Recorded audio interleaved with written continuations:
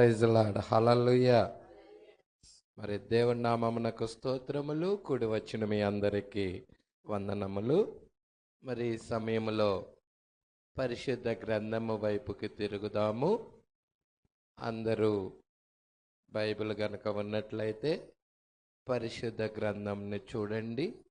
పరిశుద్ధ గ్రంథంలో ఏవేలు గ్రంథము, పాత నిబంధన ఏవేలు గ్రంథము. అందరూ తీయాలని నేను ఇష్టపడుచున్నాను. ఈ రాత్రికాల సమయంలో ప్రతి ఒక్కరూ ఈ లేఖనాన్ని చూడాలని నేను కోరుకుంటున్నాను. ఏవేలు గ్రంథము 2వ అధ్యాయము 21వ వచనము నుండి చదువుదాము. దేశమా భయపడక సంతోషించి గంతులు వేయుము. యెహోవా గొప్ప కార్యము చేసెను. పశువులారా భయపడకుడి. గడ్డి బీళ్లలో పచ్చిక మొలచును, చెట్లు ఫలించును. అంజూరపు చెట్లను ద్రాక్ష చెట్లు సమృద్ధిగా ఫలించును. సియోను జనులారా ఉత్సహించి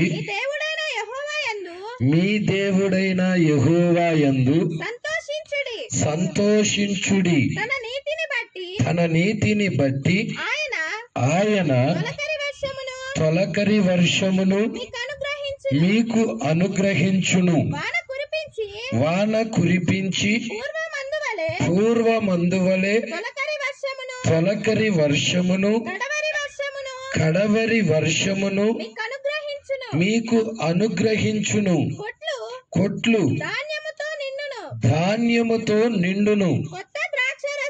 క్రొత్త ద్రాక్షారసము క్రొత్త తైలము గానుగలకు పైగా పొర్లిపారును.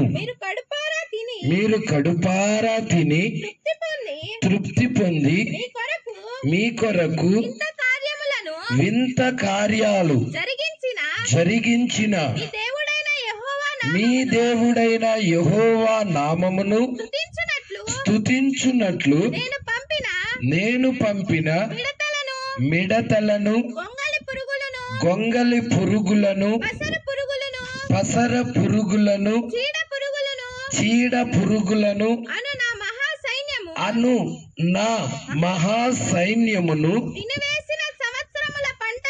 తినివేసిన సంవత్సరాల పంటను మీకు మరలా ఇత్తును. చాలు, ప్రార్థన చేద్దాం. స్తోత్రములు ప్రభువా, మహిమ గల రాజా, మీకే స్తుతులు స్తోత్రములు చెల్లించుకొనుచున్నాం. అయ్యా, నీ ప్రియబిడ్డలుగా మేము నీ సన్నిధానానికి వచ్చి ఉన్నాము. ఎక్కడ 2-3 నా నామమున కూడి ఉందురో వారి మధ్యలో నేను ఉంటానని నువ్వు వాగ్దానం చేసిన దేవుడవు. ఇక్కడ నీ ఉన్నావు ప్రభువా. ఇక్కడ నీ సన్నిధి ఉన్నది ప్రభువా. నీ ప్రసన్నత ఉన్నది ప్రభువా.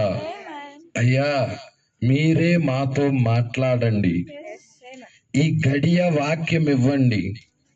ప్రస్తుత కాలానికి సంబంధించిన వర్తమానాన్ని ఇచ్చి మమ్మల్ని తృప్తిపరచండి ప్రభువా. ఇక్కడ ఖాళీ హృదయాలతో నీ ప్రియబిడ్డలు ఇక్కడికి వచ్చి ఉన్నారు ప్రభువా.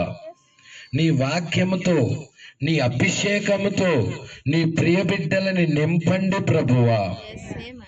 దావీదు భక్తుడు సెలవిచ్చిన ప్రకారముగా నా గిన్నె నిండి పొర్లుచున్నది అన్నట్లుగా ఇక్కడ నీ అభిషేకం బలముగా దిగునుగాక. ఇక్కడున్న ప్రతి వ్యక్తిని దర్శించండి ప్రభువా. ప్రతి వ్యక్తితో మాట్లాడండి ప్రభువా. అయ్యా, ఒక్కరు కూడా ఇక్కడ నుంచి అసంతృప్తితో వెళ్ళకూడదు. ఇక్కడ ఏదో ఒకటి పొందుకొని వెళ్ళాలి, ఆ జీవాన్ని పొందుకొని వెళ్ళాలి, ఆ అభిషేకాన్ని పొందుకొని వెళ్ళాలి. జనులు దేవుని మందిరానికి వెళుదమా అన్నప్పుడు దావీదు సంతోషించినట్టుగా ఇక్కడ ఆయన సన్నిధి ఉన్నది కాబట్టి, ఆయన ప్రసన్నత ఉన్నది కాబట్టి, ఆయన అభిషేకం ఉన్నది కాబట్టి, ఆ అభిషేకం ద్వారా మేము అభిషేకించబడి ఇక్కడ మేము సంతోషించుదుము గాక, ఆనందించుదుము గాక, హర్షించుదుము గాక. నీ వాక్యము వెల్లడకు తోడనే అక్కడ వెలుగు కలుగునన్నావు ప్రభువా. ఇక్కడ నీ వెలుగు ఈ ప్రియబిడ్డల మీదకి వచ్చును గాక. మీరే ఈ ప్రియబిడ్డలందరిని దర్శించండి, మీరు మాట్లాడండి, రంగం మీద మీరు రండి ప్రభువా. నిన్నే ఆహ్వానిస్తా ఉన్నాము అయ్యా. బలిష్ఠుడైన దూతగా మీరే మాతో మాట్లాడండి. మా దోషాలు, మా పాపములు, మా అతిక్రమములు అన్నీ నీ రక్తము క్రింద పెట్టుచున్నాము. ఇక్కడున్న ప్రతి వ్యక్తికి యోగ్యత దయచేయండి. వాక్యాన్ని చూడగలిగిన నేత్రాలు ఇవ్వండి. వాక్యము వైపుకు తిరిగి వాక్యాన్ని నెరవేర్చుదురుగాక. వారి జీవితాల్లో వాక్యాన్ని పాటించుదురుగాక. వాక్య చిత్తాన్ని జరిగించుదురుగాక ప్రభువా. నీ కృప తోడుగా ఉంచండి. మీరే మాట్లాడి మహిమ పొందండి. మా మధ్య బలహీనులుంటే బలపరచండి, వ్యాధిగ్రస్తులుంటే స్వస్థపరచండి, నెమ్మది లేని వారికి నెమ్మది ఇవ్వండి. కుటుంబాల్లో గలిబిలిగా ఉన్నవారు కుటుంబాలు చక్కపరచండి. కుటుంబాల్లోనికి యేసుని తీసుకొని వెళ్ళుదురుగాక, వాక్యాన్ని తీసుకొని వెళ్ళుదురుగాక. సమాధానకర్త అయిన దేవుడిని వారి కుటుంబాల్లోకి తీసుకొని వెళ్ళుదురుగాక. సమాధానాన్ని దయచేయండి ప్రభువా. నీ కృపను గ్రహించి మీరే కొద్ది నిమిషాలు ఇక్కడున్న ప్రతి ఒక్క వ్యక్తితో మాట్లాడి మహిమ పొందమని, మా గడియకు కావలసిన వాక్యాన్ని అందించమని, మహిమ ఘనత ప్రభావాలు మీరే పొందుకోమని, ఇక్కడున్న ప్రతి ఒక్క వ్యక్తిని దర్శించమని, యమ్మాయి మార్గంలో క్లయోపా అతని సహోదరులని ఏ విధముగా మార్గంలో నడుచుకుంటా వెళుతున్నప్పుడు వారి మధ్య ప్రత్యక్షమై వారిని దర్శించి వారితో ఉన్నావు. ఈ రాత్రి కూడికలా ఉండనుగాక ప్రభువా. నీ ప్రియ బిడ్డలను దర్శించండి, లేఖనాలు మాట్లాడండి, సూటిగా తేటగా రెండవ రాకడ గురించి మాట్లాడండి. ఎత్తబాటు విశ్వాసం ఇవ్వండి అయ్యా. నీ కృప సమృద్ధిగా ఈ ప్రియ బిడ్డలకు అనుగ్రహించమని, ఆత్మీయ వాతావరణం కలగజేయమని నజరేయుడైన యేసుక్రీస్తు నామములో ప్రార్థన చేసి అడిగి వేడుకొనుచున్నాము. ఆమేన్. హల్లెలూయా, హల్లెలూయా. కూర్చుందాం, చక్కగా కూర్చోండి.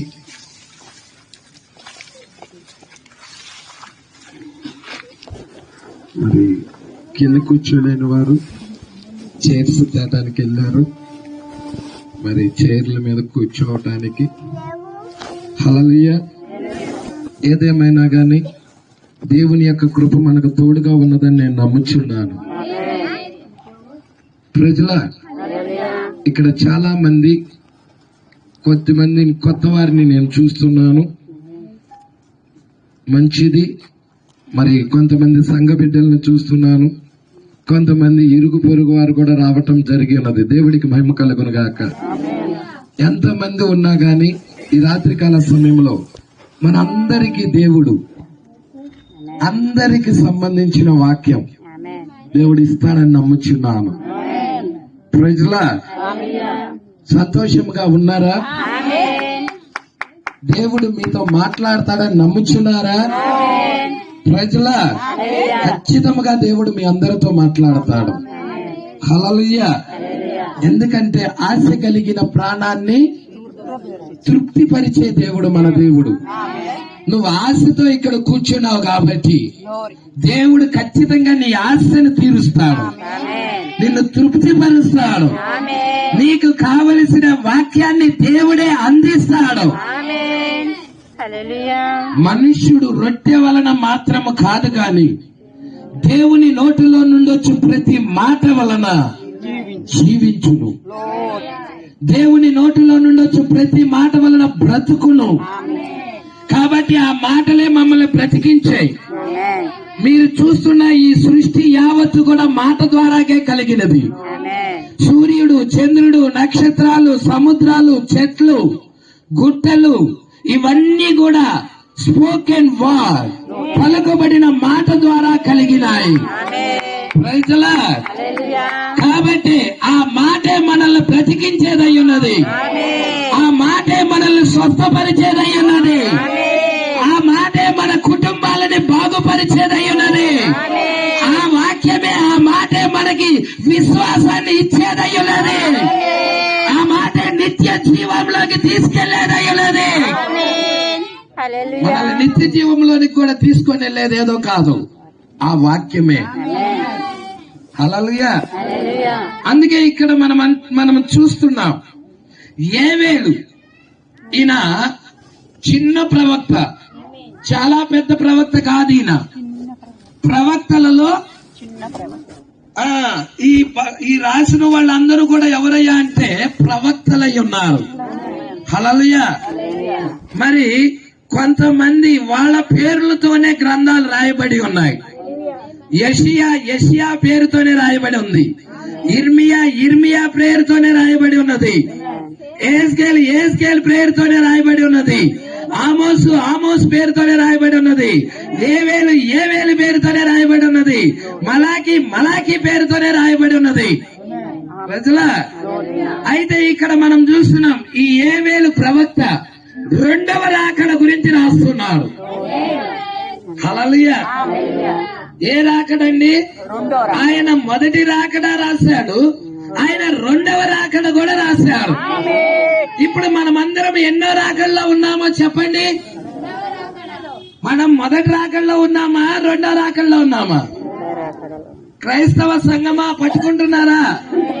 ఇప్పుడు మనము రెండవ రాకడలో ఎత్తబడటానికి సిద్ధముగా ఉన్నాం. హల్లెలూయా. రెండవ రాకడ కంప్లీట్ అవల. రెండవ రాకడ ఎత్తబాటుతో ముగించబడుతుంది. దేనితో ముగించబడుతుంది? ఎత్తబాటుతో. ప్రజల మొదటి రాకడ మీరు చూస్తే 2000 సంవత్సరాల క్రితం జరిగినది. హల్లెలూయా. యేసుక్రీస్తు కన్యక గర్భం ద్వారా జన్మించటం, ఆ మొదటి రాకడ నుండి అది ఎత్తబాటుతో ముగించబడి ఉన్నది. ఇప్పుడు రెండవ రాకడ కూడా ఈ కాలంలో ప్రారంభమై ఎత్తబాటుతో అది ముగించబడబోతున్నది. అయితే ఇక్కడ మనం చాలా జాగ్రత్తగా గనక గమనిద్దాం. క్రైస్తవ సంఘాలన్నీ ఏం చూస్తున్నాయి అంటే, రెండవ రాకడలో ఆన్ ద టైం ఎత్తబడే టైమే అనుకుంటున్నారు. రెండవ రాకడ అనేదలికే ఎత్తబడే కాలమే రెండవ రాకడ అనుకుంటున్నారు. అది ఇంకా ప్రారంభమే కాలేదేమో రెండవ రాకడ అనుకుంటున్నారు. హల్లెలూయా. కానీ పరిశుద్ధ గ్రంథం ఏం చెప్తుందంటే, రెండవ రాకడ ప్రారంభించినప్పుడు, జరుగుతున్నప్పుడు, అది జరిగినప్పుడు ఏం జరుగుతుందంటే ఆర్భాట వర్తమానం వస్తుంది. ఆర్భాటముతోనూ, ప్రధాన దూత శబ్దముతోనూ, దేవుని బూరతోనూ పరలోకము నుండి ప్రభువు దిగొచ్చును. ఇది రెండవ రాకడై ఉన్నది. ప్రజలా, ఎన్నో రాకడండి అది? రెండవ రాకడ యొక్క వర్తమానము మనం చూసినట్లయితే ఆర్భాటముతో స్టార్ట్ అవుతుంది. హల్లెలూయా. ఆర్భాటము. ఇవన్నీ ఎక్కడున్నాయి? భాష గారు, పౌలు గారు రాశారు. మొదటి సంఘకాలపు వర్తమానికుడైన పౌలు గారు రాశాడు. ఏమి రాశాడు? తెస్సలోనిలకు రాసిన మొదటి పత్రిక 4వ అధ్యాయం. ప్రజల ఎన్నో వచ్చినమ్మా? 16 నుండి చదువుదాం. ఆర్భాటముతో శబ్దముతోను ప్రధాన దూత శబ్దముతోను దేవుని బూరతోను పరలోకము నుండి ప్రభువు దిగివచ్చును. ఎవరండి దిగొచ్చేది? వినపడలా, నాకు చెప్పాలి. ఎవడో ఒక్కరు చెప్తున్నారు ఇక్కడ, ఇంతమందిలో ఒక్కరు చెప్తున్నారు. ఎవరు దిగొచ్చేది? ప్రభువు. ఎవరండి దిగొచ్చేది? ప్రభువు. ఎలా వస్తున్నాడు? ఆర్భాటముతోను ప్రధాన దూత శబ్దముతోను దేవుని బూరతోను పరలోకము నుండి ప్రభువు దిగి వచ్చును. ఇక్కడ ఎన్ని విషయాలు ఉన్నాయో చూడండి. 3 ఉన్నాయి. ఎన్ని ఉన్నాయి? 3. అందరూ మనసులు డైవర్ట్ చేయవాకండి. వాళ్ళ పని వాళ్ళు చేస్తారు. మీరందరూ కాన్సన్ట్రేషన్ సేవకుడు వైపే తిప్పాలి. హల్లెలూయా. అందరూ కాన్సన్ట్రేషన్ సేవకుడు వైపే ఉండాలి. హల్లెలూయా. సామాన్యమైన వర్తమానం కాదు ఇది. ఇది నిజముగా నిన్ను ఎత్తబాటికి తీసుకెళ్లే వాక్యం, నిన్ను శరీర మార్పు కలగజేసే వాక్యం. ప్రజల కాబట్టి చాలా జాగ్రత్తగా గమనిద్దాం ఈ వర్తమానాన్ని. హల్లెలూయా. ఆర్భాటముతో ప్రధాన దూత శబ్దముతో దేవుని బూరతో. మొత్తం అక్కడ ఎన్ని విషయాలు ఉన్నాయో చెప్పండి. ఈ 3 ఒకేసారి జరగవు.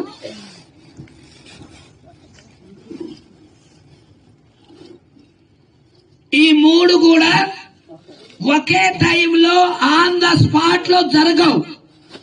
ప్రజల మొదటిగా ఆర్భాట వర్తమానం బయలు వెళ్తుంది. హల్లెలూయా. ఆర్భాట వర్తమానము ఎప్పుడైతే బయలు వెళ్తుందో ఆ ఆర్భాట వర్తమానం ఏం చేస్తుందంటే భూమి మీద ఉన్న ఎన్నుకోబడిన వధువుని, ప్రజల ఏర్పాటు చేయబడిన వధువుని సిద్ధపరుస్తుంది.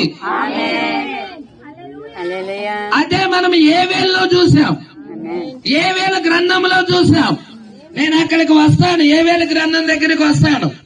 ప్రజల ఏవేల గ్రంథం దగ్గరికి నేను తిన్నగా వస్తాను. 2వ రాకడ గురించి చాలా జాగ్రత్తగా పట్టుకోండి.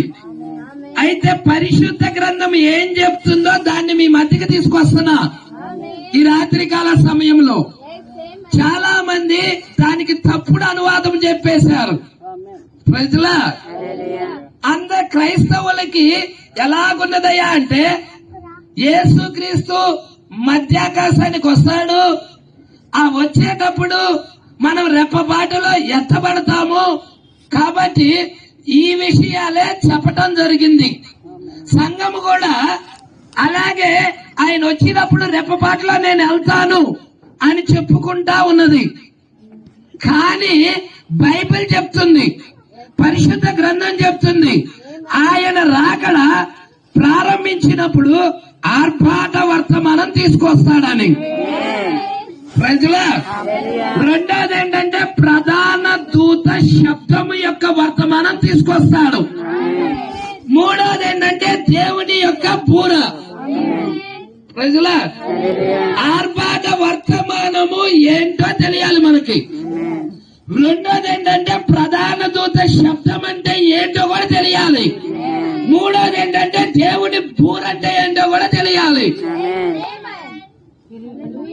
ప్రజల అదే తెలిస్తేనే మనము సిద్ధపడే అవకాశాలు ఉంటాయి. ఇప్పుడు నువ్వు ఒక ఇంటర్వ్యూకి వెళ్తున్నావు, ఏదో ఒక ఉద్యోగానికి. అక్కడ అందరూ కూర్చుంటారు, నిన్ను ప్రశ్నేస్తారు. నువ్వు దానికి సరైన సమాధానం చెప్పకపోతే జాబ్ ఇస్తారా? నేను ఎలిజిబుల్ చేస్తారా? నువ్వు ముందుగానే దాని కొరకు ఏమవ్వాలి? ప్రిపేర్ అవుతావు. అవునా కదా? ఇప్పుడు మనం 2వ రాకడలో ఉన్నాం. 2వ రాకడలో ఎత్తబడాలంటే ముందుగానే ఇక్కడ ప్రిపేర్ అవ్వాలి, సిద్ధపడాలి. మన ఎంసెట్ ఎగ్జామ్స్ రాశారు పిల్లలు, నీట్ ఎగ్జామ్స్ రాశారు పిల్లలు. దానికి సంబంధించి కోచింగ్ తీసుకున్నారు. నుంచి మాస్టర్లు ఏం చేశారంటే గత కొద్ది సంవత్సరాల నుంచి ఏ ప్రశ్నలు వస్తున్నాయో వాటిని తీసుకొచ్చి పిల్లల ముందుకు తీసుకొచ్చి ఇవ్వటం జరిగినది. ప్రజలా వాళ్ళు అవి తర్ఫీదులు పొంది ఇక అటెంప్ట్ అయ్యి ఆ యొక్క ఎగ్జామ్ కి వెళ్ళి అటెండ్ అవుతా ఉన్నారు. హల్లెలూయా. మరి ఈ సంవత్సరము మా పాప అయితే అసలు ఎంసెట్ అసలు ప్రిపేర్ అవ్వాల. హల్లెలూయా. కోచింగ్ కూడా లేదు, అయినా గాని మంచి మార్కులతో పాస్ అయినది. హల్లెలూయా. 52 మార్కులు వచ్చాయి. దేవుడికి మహిమ కలుగును గాక. సరే, మంచి మార్కులు వచ్చాయి దేవుడి కృపను బట్టి.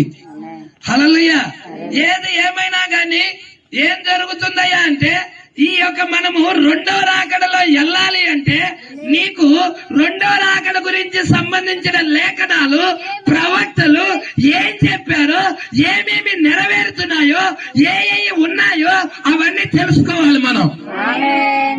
ప్రజలా మరి సంఘం ఏం చెప్తుందంటే రాకడ రెప్పపాట్లో వెళ్ళిపోతాము అంటుందే గాని అసలు దానికి ముందు ప్రాసెస్ ఏం చెప్తుందా?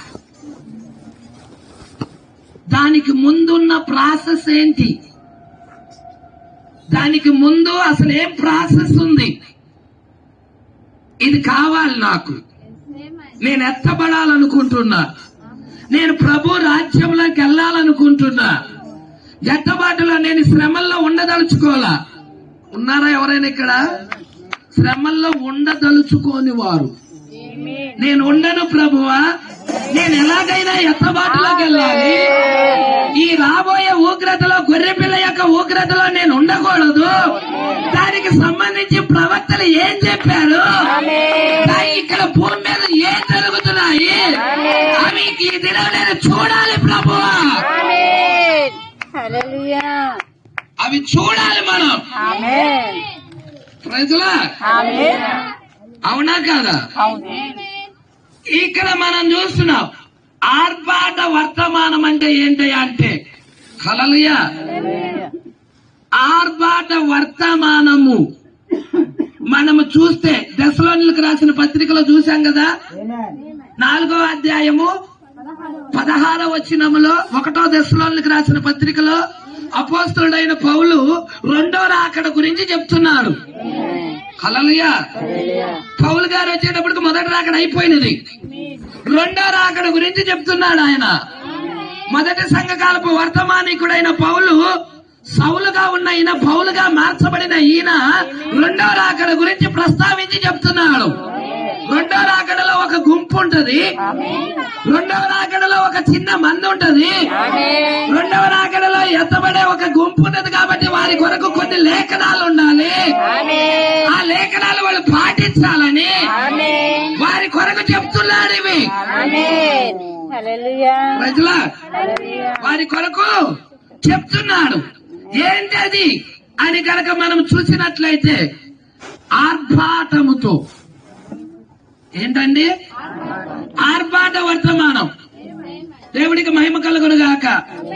ఆర్భాట వర్తమానం ఏంటి భాష గారు? ఆర్భాట వర్తమానం, ఆర్భాట వర్తమానం ఏదో కాదు, 7 ముద్రల యొక్క ప్రత్యక్షతే ఆర్భాట వర్తమానం. ఇది ఫస్ట్ టైం వింటున్న వాళ్ళు కొంతమంది ఇక్కడ ఉండొచ్చు. ఫస్ట్ టైం వింటున్న వాళ్ళు ఇక్కడ ఉండొచ్చు కొంతమంది. ఎందుకంటే 7 ముద్రలేంటి మీరు చూడండి. రెండో రాకడ గురించి ప్రకటన గ్రంథములో 7 ముద్రలున్నాయి, 7 బూరలున్నాయి, 7 సంఘకాలాలున్నాయి, 7 పాత్రలున్నాయి, 7 తెగుళ్ళున్నాయి, 7 నక్షత్రాలున్నాయి, 7 ఆత్మలున్నాయి, 7 అనే అక్షరం మీద చాలా ఉన్నాయి. ప్రజలా అయితే ఇక్కడ 7 ముద్రల యొక్క ప్రత్యక్షత ఆర్భాట వర్తమానం. హల్లెలూయా. దీని గురించి నీకు ప్రకటన 5లో ఉంటది. ప్రకటన గ్రంథం 5వ అధ్యాయంలో 7 ముద్రలతో ముద్రించబడిన ఒక గ్రంథం ఉంది. మనందరికీ బైబిలే తెలుసు. హల్లెలూయా. ఈ పరిశుద్ధ గ్రంథం మొత్తము కూడా ఆ యొక్క 7 ముద్రలలో నుండే రాయబడి ఉన్నది. మీకు ఒకటి చెప్తాను, చాలా జాగ్రత్తగా పట్టుకోండి. కొత్త నిబంధన ఫస్టా, పాత నిబంధన ఫస్టా? పాత నిబంధన ఫస్టా, కొత్త నిబంధన ఫస్టా? చెప్పండి. పాత నిబంధన ఫస్టా, కొత్త నిబంధన ఫస్టా? మన గ్రంథము, పరిశుద్ధ గ్రంథములో మొట్టమొదట ఏది రాయబడిందంటే పాత నిబంధన రాయబడింది. తర్వాత కొత్త నిబంధన వస్తుంది. మీరు గనక చూస్తే కొత్త నిబంధన నిజ స్వరూపం, పాత నిబంధన ఛాయా స్వరూపం. నిజము లేకుండా ఛాయ రాదు. ఇక్కడ నేనున్నాను, ఆ లైటింగ్ యొక్క వెలుగు, ఆ కాంతి నా మీద పడటం ద్వారాగా నా యొక్క పక్కన నీడ పడుతుంది. నీడ ఫస్టా, నేను ఫస్టా అంటే ఏం చెప్తాను? నేను లేకుండా నీడ రాదు. నీడ రావాలి అంటే నేను ఉండాలి. అవునా కదా? కొత్త నిబంధన ఉంటేనే దేవుడి ఆలోచనలో, దేవుడి యొక్క మనసులో కొత్త నిబంధన ఉన్నది. అది నిజ రూపమై ఉన్నది. పాత నిబంధన ఛాయ అయి ఉన్నది. ప్రజలా దేవుడికి మహిమ కలుగును గాక. ఇక్కడ మనం చూస్తున్నాం ప్రకటన గ్రంథం 5వ అధ్యాయం. కనుక తిరుగుదాం. ఆర్భాటం అంటే ఏంటో చూసుకొని రెండో రాకడ గురించి కొంచెం మీకు అలా టచ్ ఇచ్చి నేను అక్కడికి వెళ్తాను.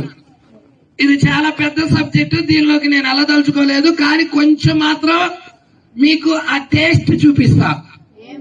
ప్రజలా మీరు వర్తమానాన్ని ప్రేమించే వాళ్ళైతే, వాక్యాన్ని ప్రేమించే వాళ్ళైతే, వాక్యం అంటే మీకు ఆసక్తి ఉన్నదంటే ఆ టేస్ట్ మీరు ఈ రాత్రికాల సమయంలో చూస్తారు. హల్లెలూయా.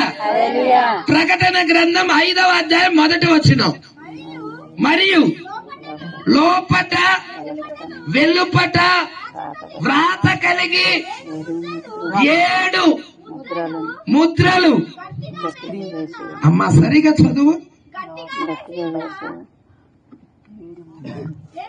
7 ముద్రలు గట్టిగా వేసి ఉన్న ఒక గ్రంథము సింహాసనమునందు ఆసీనుడై ఉండువాని కుడి చేత చూచి తిని. హల్లెలూయా. సింహాసనమునందు ఆసీనుడై ఉండువాని కుడి చేతిలో ఒక గ్రంథం చూశాడు. ఏంటి ఆ గ్రంథం? 7 ముద్రలతో ముద్రించబడిన గ్రంథం. అది ఎప్పుడు రావాలి? రెండవ రాకడ సమయంలో రావాలి ఆ గ్రంథం. ఎంత వాటికి ముందు రావాలి ఆ గ్రంథం. ఎప్పుడు రావాలంటే ఆర్భాట వర్తమానం. మొదటిగా బయలు వెళ్లే వర్తమానం ఏంటి? ఆర్భాటం.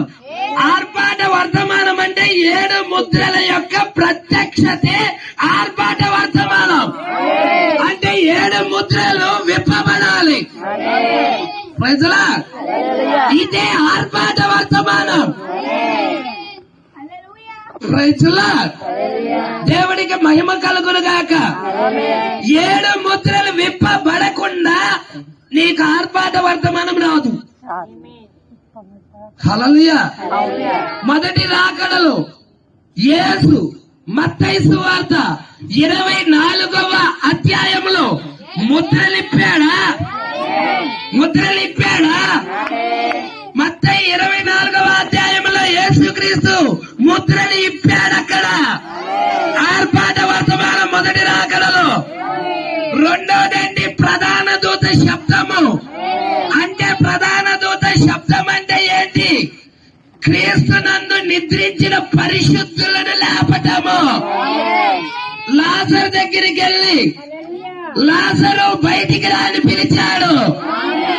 అదే ప్రధాన దూత శబ్దమై ఉన్నది. పాత నిబంధన భక్తులందరూ లేచారు. ప్రధాన దూత శబ్దమై ఉన్నది. మత్తయి 24లో నీకు ఆర్భాట వర్తమానం జరిగింది. జరిగినది. ప్రజలా 27వ అధ్యాయంలో ప్రధాన దూత శబ్దము వర్తమానం జరిగినది. ప్రజలా నువ్వు చూసినట్టయితే ఆ తర్వాత అపోస్తల కార్యము 1వ అధ్యాయం దగ్గరికి వెళ్ళేదలికి దేవుని బోర జరుగుతున్నది. ప్రజలా ఏంటి దేవుని బోర? వాళ్ళు ఎత్తబడటమై ఉన్నది.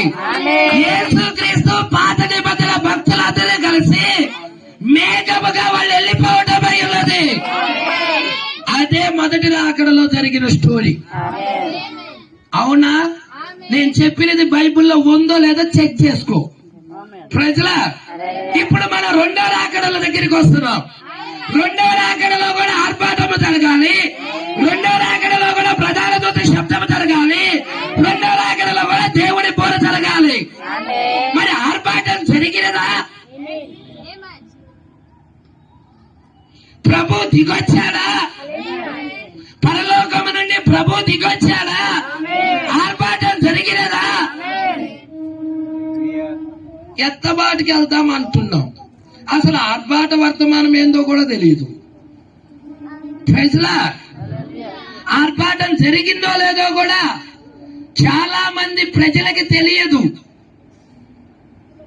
కానీ ఒక గుంపు ఉన్నది, లోకము నుండి పిలవబడినది, బయటికి పిలవబడినది, దేవుడి కొరకు నియమించబడినది, ఎత్తబాటు కొరకు ముందుగానే సిద్ధపరచబడినది. ఆమె తెలుసుకుంటది విషయాలు.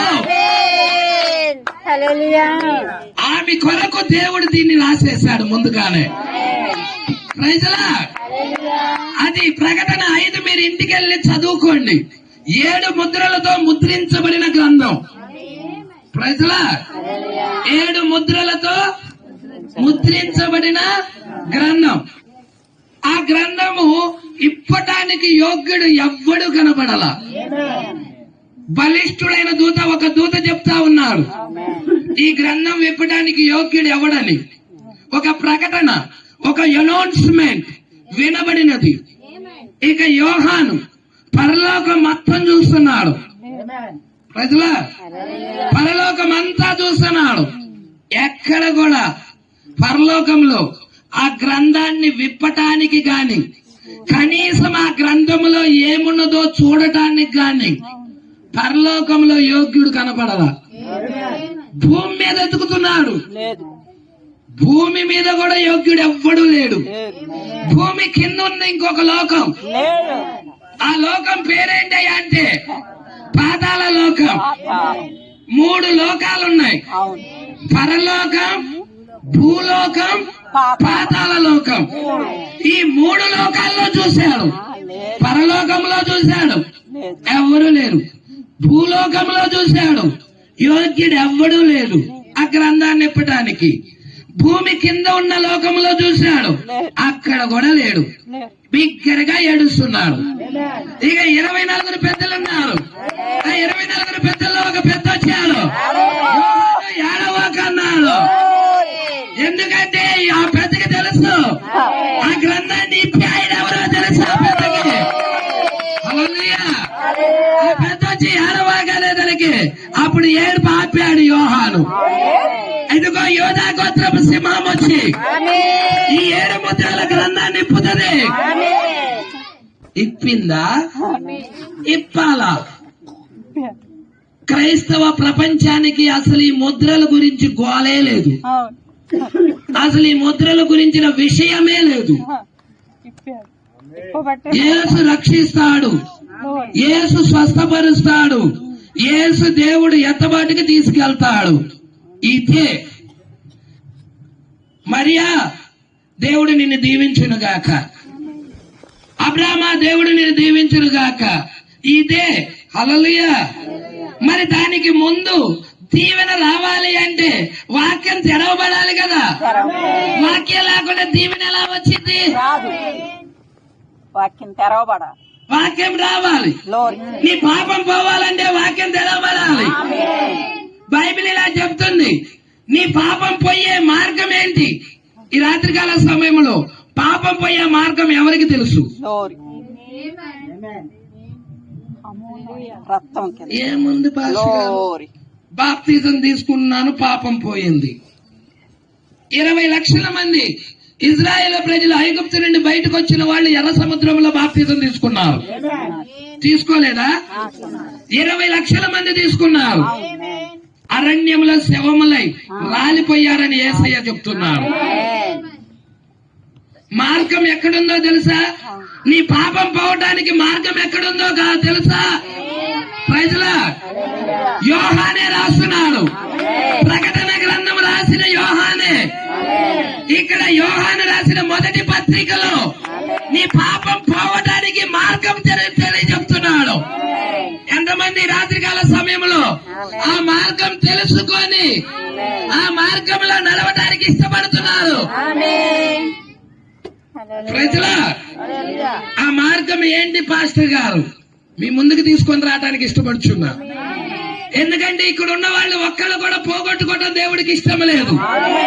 వారికి లేఖన ప్రత్యక్షతలు తెలియాలి, లేఖన బయలుపాటు తెలియాలి. ఆ లేఖనంలో తెలిస్తే వాళ్ళు నడుస్తారు. తెలియకుండా వాళ్ళు ఎలా నడుస్తారు? ప్రజలా అందుకే వాక్యాన్ని బోధించేవాడు ఉండాలి, వర్తమానాన్ని బోధించే కాపరు ఉండాలి. ప్రజలా మీకు పాపము పోయే మార్గము గురించి యోహాను రాసిన మొదటి పత్రికలో చెప్తున్నాడు. మీరందరూ కావాలంటే టిక్ చేసుకొని అండర్ చేసుకోండి. 1వ అధ్యాయం 6వ వచనము నుండి చదువుదాం. అందరూ తీయండి. యోహాను రాసిన మొదటి పత్రిక 1వ అధ్యాయము 6వ వచనం. ఆయనతో కూడా సహవాసము గలవారమని చెప్పుకొని చీకటిలో నడిచిన ఎడల మనము అబద్ధము ఆడుచు సత్యమును జరిగింపకుండా ఉందుము. అయితే ఆయన వెలుగులో ఉన్న ప్రకారం మనమును యేసుక్రీస్తు వెలుగేనా? యేసుక్రీస్తు దగ్గర చీకటి ఎంత మాత్రము లేదు. ఆయన వెలుగై ఉన్నాడు. నేను లోకానికి వెలుగై ఉన్నానని చెప్పాడు. ఇప్పుడు ఆయన వెలుగులో ఉన్న ప్రకారం ఓ సంగమా, దేవుని జనాంగమా, దేవుని ప్రజల్లారా, దేవుని బిడ్డలారా, మనమును అంటే ఆయన సంఘముతో మాట్లాడుతున్నాడు. హల్లెలూయా. మనమును వెలుగులో నడిచిన ఎడల మనము అన్యోన్య సహవాసము. వాక్యముతో నీకు సహవాసం, యేసుతో సహవాసం, అన్యోన్య సహవాసము గలవారమై ఉందుము. అప్పుడు ఆయన కుమారుడైన యేసు రక్తం ప్రతి పాపము నుండి మనల్ని పవిత్రులుగా చేస్తుంది. చప్పట్లు పడి దేవుని మహిమపరచండి.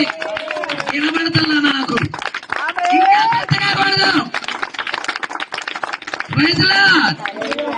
ఎరుకోగోడలు ఎలా కూల్చబడ్డాయో తెలుసా మీకు? జయధ్వనులు చేశారు, కేకలు పెట్టారు, సంతోషంతో ఆనందంతో కేకలు పెట్టారు. బలిష్టమైన గోడలే కూలిపోయాయి. అపవాది కట్టిన గోడలని కూల్చే ఏకైక మార్గం వాక్యానికి సంతోషించు, వాక్యానికి ఆనందించు, వాక్యానికి చప్పట్లు పడి దేవుని బయటపరచు. వాడు నిలబడలేడు, వాడు అక్కడ ఉండలేడు. అపవాది అంత మాత్రం అక్కడ నిలబడలేడు. Praise lord. ఇక్కడే ఉన్నారా సంగమా? ఇక్కడ యేసు ఏం మాట్లాడుతున్నాడో చూడండి. ఏమంటున్నాడు? నేను వెలుగులో ఉన్నాను. హల్లెలూయా. నేను వెలుగై ఉన్న ప్రకారం మనమును అంటే సంఘము కూడా వెలుగులో నడిస్తే, అంటే వాక్యముతో నడిస్తే, ఆయనతో అన్యోన్య సహవాసం ఉంటే, వాక్యముతో ప్రతి నిత్యము నీకు అన్యోన్య సహవాసం ఉంటే, బంధువులతో కాదు, చుట్టాలతో కాదు, లోకస్తులతో కాదు, తాగుబోతులతో కాదు, వ్యభిచారులతో కాదు, యేసుతో అన్యోన్య సహవాసం. యేసుతో అన్యోన్య సహవాసము ఉంటే అప్పుడు యేసు రక్తం నీ ప్రతి పాపము నుండి, అవిశ్వాసము నుండి, ప్రతి పాపము నుండి, ప్రతి శాపము నుండి నిన్ను కడిగేసి నీ పరిశుద్ధుడిగా నిలబడుతుంది. దేవుని రాజ్యానికి ఎలిజిబుల్ చేస్తుంది. పరలోక రాజ్యానికి వారసురాలుగా చేస్తుంది. ఈ రోజు మనము ఉండాల్సింది వాక్యముతో సహవాసం. ప్రజల ఈ రోజు వాక్యముతో మన అన్యోన్య సహవాసం ఉండాలి. యేసుతో అన్యోన్య సహవాసం ఉండాలి. అలా లేకపోతే మనం ఎత్తబడలేం. పట్టుకుంటున్నారా సంగమా? అయితే ఇక్కడ మనం చూస్తున్నాం, మన పాపాలు పోయే మార్గం ఏంటయ్యా అంటే పైకి చూడవాకండి. హల్లెలూయా. యేసు వైపు చూద్దాం. యేసు వైపు చూస్తే హల్లెలూయా, ఆయనతో అన్యోన్య సహవాసం ఉంటే అప్పుడు యేసు రక్తం ప్రతి పాపము నుండి మనల్ని కడుగుతుంది. ఈ రోజు సమస్య ఎక్కడంటే ఆయనతో అన్యోన్య సహవాసం పొందుకోవడానికి ఇష్టపడుతున్నా. టీవీలతో అయినా గడపడానికి ఇష్టపడుతున్నారు, సీరియల్స్ తో అయినా గడపడానికి ఇష్టపడుతున్నారు, రంగులు పూసుకొని మేకప్లు వేసుకున్న, ఎగురుతున్న, చాలని బట్టలు కట్టుకొని డాన్సులు వేస్తున్న వారితో అయినా గడపడానికి ఇష్టపడుతున్నారు. వాక్యముతో గడపడానికి ఇష్టపడతల్లా. ప్రజలా, మరి నువ్వు వాక్యంతో గడిపినట్టయితే, యేసు వైపు తిరిగినట్టయితే, అన్యోన్య సహవాసం కలిగి ఉన్నట్టయితే అప్పుడు యేసు రక్తం నిన్ను కడుగుతుందని లేఖనాలు సెలవిస్తా ఉన్నాయి. ప్రజలా, ఇక్కడ మనం చూసిన మార్పాట వర్తమానం ఏంటయ్యా అంటే 7 ముద్రల ప్రత్యక్షత.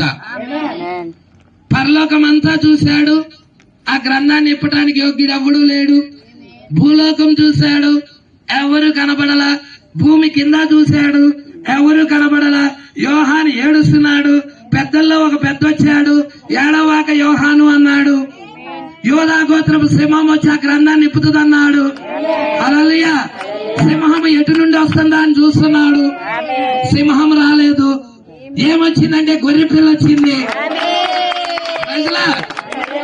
వధించబడిన గొర్రె పిల్ల, 7 కన్నులు కలిగిన గొర్రె పిల్ల, 7 కొమ్ములు కలిగిన గొర్రె పిల్ల, వధించబడిన గొర్రె పిల్ల. ఎక్కడి నుండి వచ్చిందంటే సింహాసనంలో నుండే వచ్చినది.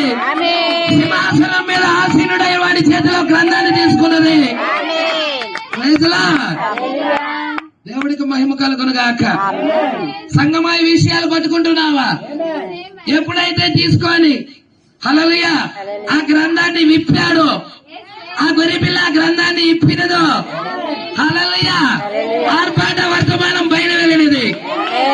ఆ గ్రంథాన్ని తీసుకొని ప్రకటన గ్రంథం 10వ అధ్యాయంలో బలిష్ఠుడైన దూతగా, క్రీస్తుగా, యేసు క్రీస్తే పరలోకము నుండి భూమి మీదకి దిగొచ్చి ముద్రలిప్పాడు. ఇప్పబడిన పుస్తకాన్ని తీసుకొని వచ్చాడు. భాస్కర్ అక్కడ ఏసని లేదుగా, ఏసని లేదుగా. చూడండి, చదువుదాం. ప్రకటన 10:1. బలిష్ఠుడైన వేరొక దూత పరలోకము నుండి. మరి మనము దశలోనిలకు రాసిన పత్రికలో ఏం చూసాం? ఆర్భాటం.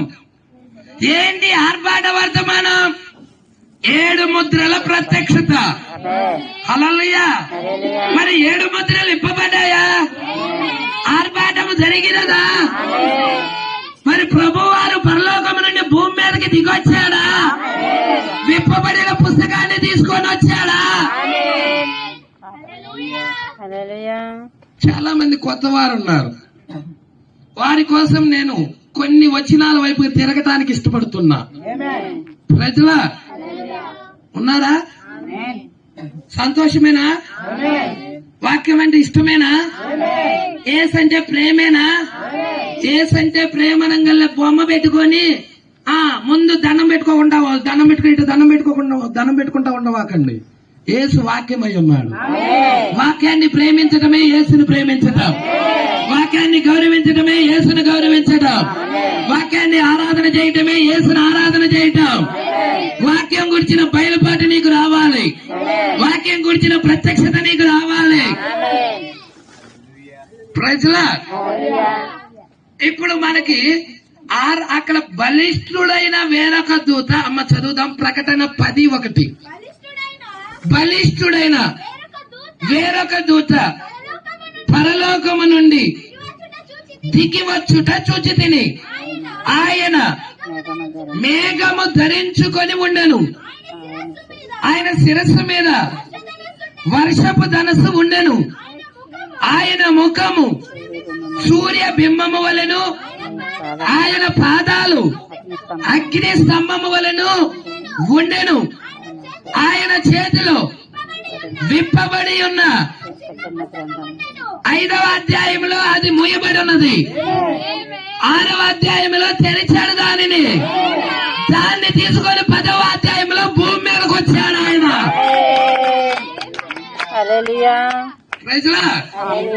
ఎవరొచ్చింది? ప్రభువు. ఆయన ముఖము సూర్యుని వలె ఉన్నది, ఆయన పాదాలు అగ్ని స్తంభాలుగా ఉన్నాయి, ఆయన శిరస్సు మీద వర్షపు ధనుస్సు ఉన్నది, ఆయన మేఘము ధరించుకొని వచ్చాడు.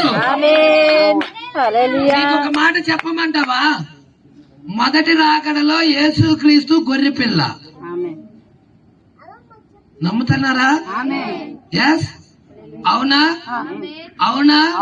లోక పాపాలు మోసుకొని పోవు దేవుని 2వ రాకడలో ఆయన మేఘం ధరించుకొని వస్తున్నాడు. ఎందుకంటే 2వ రాకడలో ఆయన సింహముగా వస్తాడు. సింహము. గొర్రెపిల్ల దగ్గర నీకు కనికరం దొరికిద్ది. గొర్రెపిల్ల దగ్గరికి వెళ్తారు పిల్లలు, చక్కగా గొర్రెపిల్లని పట్టుకొని ముద్దాడతారు, హల్లెలూయా, మేత తినిపిస్తారు, దాన్ని పట్టుకొని ఆడుకుంటారు, అన్ని దొరుకుతాయి. ఆడ కనికరం ఏముండదు. సింహం దగ్గరికి వెళ్ళి ఆటలాడుకుంటావా? చెప్పండి. మీ పిల్లాడు సింహం దగ్గరికి వెళ్ళాడు అనుకో, నువ్వు ఇక్కడే భయపడి కేకలు పెడతాం ప్రారంభిస్తావు. అవునా కాదా? 2వ రాకడలో యేసు ఎలా వస్తున్నాడు? సింహముగా, యూదా గోత్రపు సింహముగా. మీకు తెలుసా రాసులు ఎన్నున్నాయి? 12 రాసులున్నాయి. హల్లెలూయా. మొదటి రాశి కన్య రాశి అయి ఉన్నది, చివరి రాశి యూదా గోత్రపు సింహ రాశి అయి ఉన్నది, సింహమై ఉన్నది. మొదటి రాకడ కన్యక జన్మిస్తున్నాడు, 2వ రాకడ సింహముగా భూమి మీదకి వస్తున్నాడు. ప్రజలా సృష్టి నీకు తెలియజెప్తా ఉన్నది. ప్రజలా దేవుడికి మహిమ కలుగును గాక. అయితే 2వ రాకడలో ఆయన మేఘం ధరించుకొని వస్తున్నాడు. పాస్ గారు ఇక్కడ సింహం కనబడుతున్నా, మేఘం కనబడుతుంది. ప్రజలా ఏం కనబడుతుంది? మేఘం. మీకు ఒక లేఖనం చూపిస్తాను, మీరందరూ ఆ లేఖనం వైపుకి తిరిగి చూడాలని నేను ఇష్టపడుచున్నాను. ప్రకటన గ్రంథము 1వ అధ్యాయము 16వ వచనం. అమ్మ ఒక్క నిమిషం. ప్రకటన గ్రంథం అందరూ తీయండి అమ్మా, నేను చెప్తాను, అందరూ తీయండి. 14వ వచనం చదవమ్మా. ఆయన తలయు తల వెంట్రుకలు తెల్లని ఉన్నిని పోలిన వై హిమమంత ధవళముగా ఉండెను, ఆయన నేత్రాలు అగ్ని జ్వాలల వలె ఉండెను, ఆయన పాదాలు కొలిమిలో పుటము వేయబడి మెరియుచున్న అపరంజితో సమానమై ఉండెను, ఆయన కంఠస్వరము విస్తార జల ప్రవాహ ధ్వని వలె ఉండెను, ఆయన తన కుడి చేత 7 నక్షత్రాలు పట్టుకొని ఉండెను, ఆయన నోటి నుండి 2 అంచులు గల వాడి అయిన ఖడ్గం ఒకటి బయలు వెలుచున్నది, ఆయన ముఖము మహా తేజస్సుతో ప్రకాశించుచున్న సూర్యుని వలె ఉండెను. నేను ఆయన చూడగానే చచ్చిన వానిగా ఆయన పాదాల యొద్ద పడి తిని. హల్లెలూయా. ఇదేంటి? 2వ రాకడ. 2వ రాకడలో యోహాను యేసు యొక్క ఏడింతల మహిమను చూస్తున్నాడు. ఆయన పాదాలు ఎలా ఉన్నాయి? అపరంజి పాదాలు. ఆయన నేత్రాలు ఎలా ఉన్నాయి? అగ్ని జ్వాలల వంటి నేత్రాలు. ఆయన కంఠస్వరము విస్తార జల ప్రవాహ ధ్వని వలె ఉన్నది. ఆయన తల వెంట్రుకలు ఎలా ఉన్నాయి? తెల్లని ఉన్నిని పోలినవై హిమమంత ధవలముగా ఉన్నాయి. ప్రజల్లా అవునా? ఎవరి ఆయన? ఇవన్నీ యేసుక్రీస్తే. యేసుక్రీస్తు గురించే, రెండవ రాకడ గురించే. ఫుల్ఫిల్డ్ అయినయా? జరిగినయా? వచ్చాడా? ప్రభు వచ్చాడా? సరే, ఇంకొంచెం ముందుకు తీసుకెళ్తున్నా. హల్లెలూయా. ఆర్భాట వర్తమానం జరిగినదా? 7 ముద్రల ప్రత్యక్షత విప్పబడి ఉన్నదా? ఇంకొంచెం ముందుకు తీసుకెళ్తున్నా. అపోస్తలుల కార్యం 1వ అధ్యాయం. అపోస్తలుల కార్య గ్రంథం 1వ అధ్యాయం.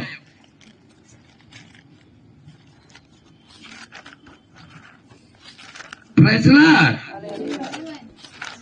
సంగమా, పట్టుకుంటున్నారా ఈ విషయాలు? చూడండి, మీరే చూడండి. 1వ అధ్యాయము 9వ వచనం. ఈ మాటలు చెప్పి వారు చూచుచుండగా, ఇప్పుడు ఎవరు ఆరోహణమై వెళ్తుంది? ప్రభు అయినా యేసుక్రీస్తేనా? వారు చూచుచుండగా ఆయన ఆరోహణమాయను. అప్పుడు వారి కన్నులకు కనబడకుండా ఒక మేఘము. ఇప్పుడు యేసుక్రీస్తుని ఏం తీసుకొని వెళ్ళినది? మేఘము ఆయనని కొనిపోయినది. అవునా? పట్టుకుంటున్నారా విషయాలు? నేను రెండవ రాకడ గురించే చెప్తున్నాను. ప్రస్తుతం మన దినాల గురించే చెప్తున్నాను. ఈ కాలమును ఎరగాలని చెప్తున్నాను. చూడు, ఆయన వెళ్ళొచ్చుండగా వారు ఆకాశము వైపు తేరి చూచుచుండిరి. ఇదిగో, తెల్లని వస్త్రాలు ధరించుకొనిన 2 మనుష్యులు వారి యొద్ద నిలిచి, గలిలయ మనుష్యులారా, మీరెందుకు నిలిచి ఆకాశము వైపు చూచుచున్నారు? మీ యొద్ద నుండి పరలోకమునకు చేర్చుకొనబడిన ఈ యేసే ఏ రీతిగా పరలోకమునకు వెళ్ళుట మీరు చూచితిరో, ఆ రీతిగానే ఆయన తిరిగి వచ్చునని. ఏ రీతిగా వెళ్ళాడో అదే రీతిగా వస్తాడు. వెళ్ళింది ఏ రీతో చెప్పండి? మేఘము ధరించుకొని వెళ్ళాడు. వచ్చేది ఏ రీతి? మరలా మేఘము ధరించుకొని రావటం. రెండో రాకడేనా? మేఘం ధరించుకొని యేసు భూమి మీదకి రావాలా? జరిగిందా? జరగలేదా? ఏ వర్తమానం తెచ్చాడు ఆయన? ఆర్భాట వర్తమానం. 7 ముద్రల ప్రత్యక్షత. మరి 7 ముద్రల ప్రత్యక్షత ద్వారాగా నిన్ను నువ్వు సిద్ధపరచుకుంటున్నావా? గొర్రెపిల్ల భార్య తను తాను సిద్ధపరచుకుంటుంది. ఈ కాలంలో మనం చూస్తున్నాం, తొలకరి వర్షం కడవరి వర్షం కురిసినది. ఈ కాలంలో తొలకరి వర్షం వచ్చినది. ఇదే కాలంలో కడవరి వర్షం కూడా వచ్చినది. 2 వర్షాలు వచ్చిన కాలం ఇది. ప్రజల కడవరి వర్షమే 7 ముద్రల ప్రత్యక్షత. కడవరి వర్షం ఏంటి? రెండవ రాకడలో యేసుక్రీస్తు తీసుకొస్తున్న వర్తమానం, ఆర్భాట వర్తమానం. అది కడవరి వర్షమై ఉన్నది. మరి తొలకర వర్షం ఏంటి పాస్టర్ గారు? వెళ్దాం అక్కడికి. హల్లెలూయా. ఆ సబ్జెక్ట్ దగ్గరికి నేను వెళ్ళడానికి ఇష్టపడుతున్నాను.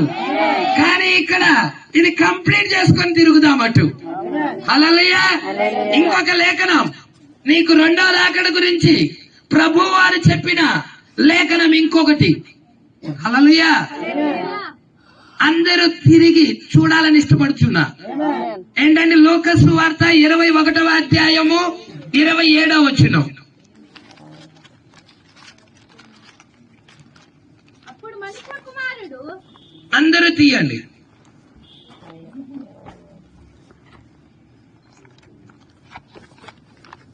రెండవ రాకడలో యేసు ఎలా రావాలని ఉంది? మేఘం ధరించుకొని రావాలి. ప్రకటన 10లో యేసు మేఘం ధరించుకొని వచ్చాడా? వచ్చాడు. కానీ ఇక్కడ ఉన్న వాళ్ళకి ఎంతమందికి తెలుసు అది? ప్రజలా? మొదటి రాకడలో కన్యక గర్భం ధరించుకొని పుట్టినప్పుడు అక్కడ ఉన్న క్రైస్తవ లోకానికి తెలిసిందా? పరిసయ్యులకి, శాస్త్రులకి, సద్దుకయ్యులకి తెలుసా? ఆ రోజున్న సంఘాలకి తెలిసిందా? ఎవరికి తెలిసింది? యాడో గొర్రెలు కాసుకుంటున్న గొర్రెల కాపరులకి దూత ఎల్లి ఇదిగో మీ రక్షకుడు పుట్టాడు, ఫలానా ప్లేస్ లో ఉన్నాడు, ఆ స్థలానికి వెళ్ళి మీరు ఆరాధించండి అని దూత చెప్పటం ద్వారాగా ఆ గొర్రెల కాపరులు వచ్చి యేసును ఆరాధించారు. కానీ క్రైస్తవ సమాజానికి తెలిసిందా?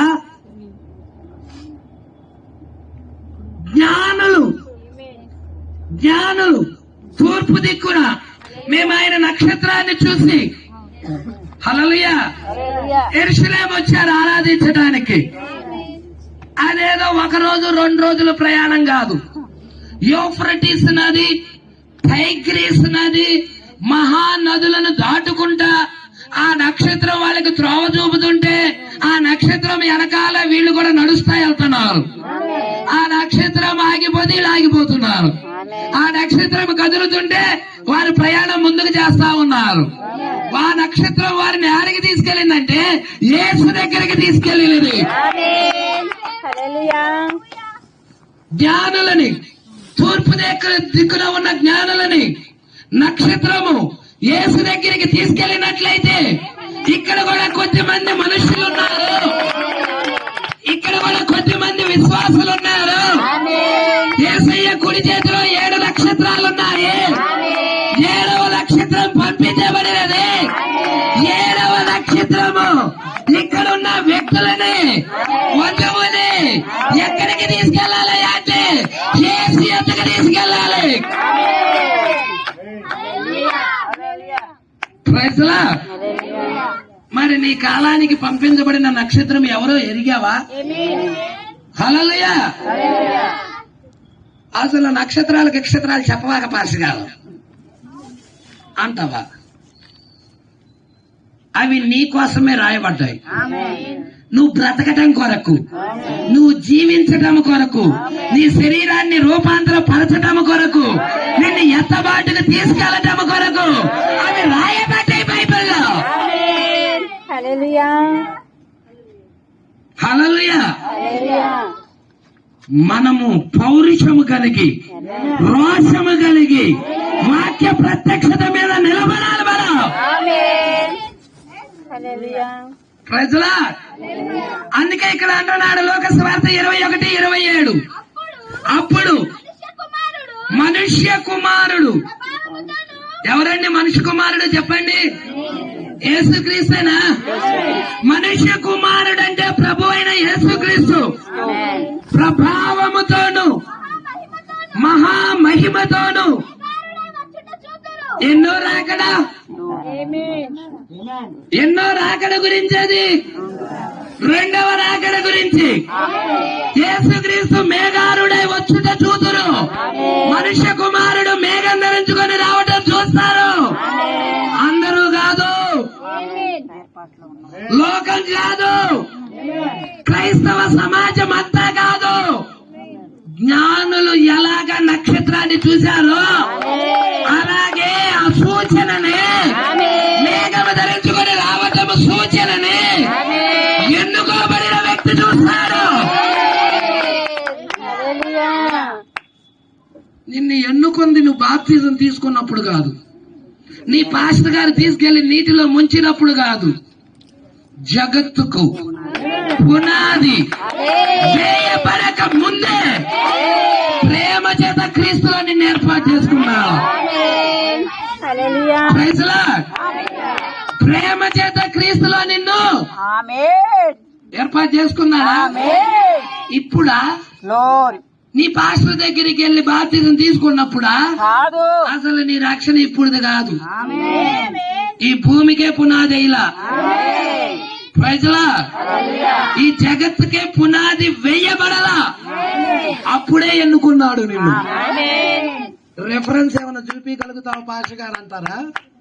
ఎఫెసీలకు రాసిన పత్రిక ఇంటికి వెళ్ళి చదవండి, 1:4 ఉంటుంది. Praise the lord. ప్రకటన గ్రంథం చూడండి, జగదుత్పత్తి మొదలుకొని వధించబడిన గొర్రె పిల్ల జీవ గ్రంథమందు ఎవరి పేరైతే వ్రాయబడినదో వారే ఈ వర్తమానాన్ని స్వీకరిస్తారు. Praise the lord. ఈ విషయాలన్నీ నేను బైబిల్లో చెప్తున్నా, నా సొంత మాటలు ఏం చెప్తున్నా. నువ్వు చదివే బైబిల్లో మాటలే అవి. Praise the lord. ఇక్కడ ఏమంటున్నాడు? లోక 21:27 చూడమ్మా. అప్పుడు మనుష్య కుమారుడు ప్రభావముతో మహామహిమతో మేఘారుడై వచ్చుట చూతురు. ఇవి ఎప్పుడైతే జరగనారంభిస్తాయో మీరు ధైర్యం తెచ్చుకొని మీ తలలు ఎత్తుకొనుడి. మీ తలలు ఎత్తుకొనుడి. ఇంకేమంటున్నాడు? రెప్పపాటులో ఎత్తబడతారంటల్లా. ఆర్భాట వర్తమానం వచ్చినప్పుడు మీరు రెప్పపాటులో ఎత్తబడరు. ఆర్భాట వర్తమానం ఏంటంటే నిన్ను విడిపించే వర్తమానం, నిన్ను వేరుపరిచే వర్తమానం, లోకము నుండి నిన్ను వేరుపరుస్తుంది, వాక్యానికి వ్యతిరేకమైన బోధల నుండి నిన్ను వేరుపరుస్తుంది, సిద్ధాంతాల నుండి వేరుపరుస్తుంది, మానవ కల్పిత ఆచారాల నుండి నిన్ను వేరుపరుస్తుంది, వాక్యం వైపుకు తిప్పుతుంది. ఆర్భాట వర్తమానం నిన్ను ఎక్కడికి తీసుకెళ్తుంది? వాక్యము వైపుకి. Praise the Lord. మీ తలలెత్తుకోండి, మీ విడుదల సమీపముగా ఉన్నదని తెలుసుకోండి. Praise the Lord. All right. ఆర్భాట వర్తమానం జరుగుతున్నది. హల్లెలూయా. యేసు మేఘం ధరించుకొని 1963వ సంవత్సరంలోనే ఆర్భాటము వర్తమానము తీసుకొచ్చాడు. ఎన్నో సంవత్సరం? 1963. ఇదెన్ని? 2024. మరి మేఘము ధరించుకొని ఆర్భాట వర్తమానం తీసుకొచ్చిన సంగతి ఎంతమందికి తెలుసు? యేసు మేఘం ధరించుకొని వచ్చాడన్న సంగతి, యేసు ఆర్భాట వర్తమానంతో 7 ముద్రల ప్రత్యక్షతతో దిగొచ్చాడన్న సంగతి ఎంతమందికి తెలుసు? Praise the lord. ఆ 7 ముద్రల ప్రత్యక్షత ద్వారాగా తను తాను సిద్ధపరుచుకుంటుంది. మీకు ఆ లేఖనం చూపిస్తా. ప్రకటన గ్రంథం 19వ అధ్యాయము 6వ వచనం. అప్పుడు గొప్ప జనసమూహపు శబ్దము, విస్తారమైన జలముల. ఎవరా విస్తారమైన జలములు? వధువే. గొప్ప జనసమూహపు శబ్దం ఎవరు? వధువే. బలమైన ఉరుముల శబ్దమును పోలిన ఒక స్వరము, సర్వాధికారియు ప్రభువునగు మన దేవుడు ఏలుచున్నాడు, ఆయన స్తుతించుడి. గొర్రె పిల్ల వివాహ మహోత్సవ సమయము వచ్చినది, ఆయన భార్య. ఎవరి భార్య? గొర్రె పిల్ల యొక్క భార్య. ఉందా ఇక్కడ? గొర్రె పిల్ల మేఘం ధరించుకొని వచ్చాడు. గొర్రె పిల్ల మేఘం ధరించుకొని వచ్చాడు ఈ కాలంలో. ఎంతమందికి తెలుసండి?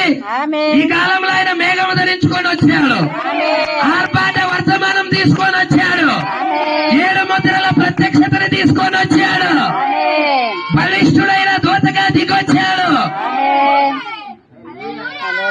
ప్రైజ్లా. దేవుడికి మహిమ కలుగును గాక. హల్లెలూయా. మరి ఈ యొక్క ఆర్భాట వర్తమానం ప్రకారంగా సిద్ధపడుతున్న వాళ్ళు ఎంతమంది? మొదటిగా ప్రభు దిగి రావాలి ఆర్భాటముతో, వర్తమానం ఇవ్వాలి. ఆ వర్తమానం నేను సిద్ధపరుస్తుంది. అక్కడ ఏమంటున్నాడమ్మా? ఆయన భార్య తన్ను తాను ఇప్పుడు ఆ వర్తమానం ద్వారాగా సిద్ధపరచుకుంటా ఉన్నది. ఇప్పుడు ఆయన భార్య ఇక్కడ ఉన్నది, ఆమె సిద్ధపరచుకుంటా ఉన్నది. ప్రైజ్లా. ఆర్భాట వర్తమానము ఇప్పటికీ ఎన్ని సంవత్సరాలంటే 60 సంవత్సరాలు దాటిపోయింది. భూమి మీద ఇంకా ఆర్భాట వర్తమానమే జరుగుతుంది. ప్రైజ్లా. రెండో వర్తమానం ఏంటి? ప్రధాన దూత శబ్దం. అంటే కొత్త నిబంధనలో 2000 సంవత్సరాల నుండి నిద్రించిన పరిశుద్ధులను లేపే వర్తమానం. ప్రైజ్లా. నిద్రించిన పరిశుద్ధులను లేపే వర్తమానం. అది జరిగిందా? ఇంకా జరగల. అది లేపబడ్డారా? కొత్త నిబంధన భక్తులు లేపబడ్డారా? మొదటి రాకడ చూపించి రెండో రాకడ చూపిస్తా. ఇక్కడే ఉన్నారా? మత్తయి సువార్త 27.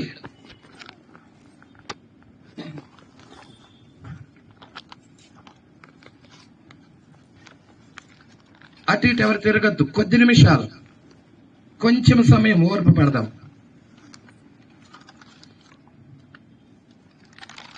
50వ వచనం, 27:50. యేసు మరలా బిగ్గరగా కేక వేసి, ప్రాణము విడిచెను. ఇది సిలువలో జరిగిన స్టోరీ కదా.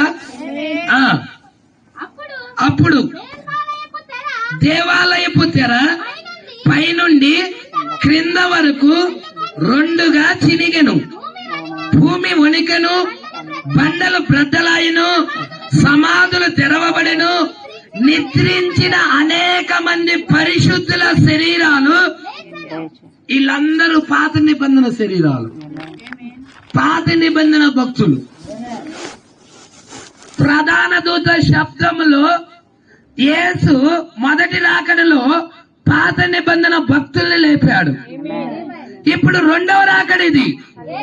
రెండవ రాకడలో కొత్త నిబంధనలో ఉన్న పరిశుద్ధులని యేసు ప్రధాన దూత శబ్దములో నిద్రించిన పరిశుద్ధులని లేపాలాయన. మొదటిగా బయలు వెళ్లిన వర్తమానం ఆర్భాటం. అదే కడవరి వర్షం. సంతోషంగా లేరు. ఏవేలు రాశాడు దాన్ని.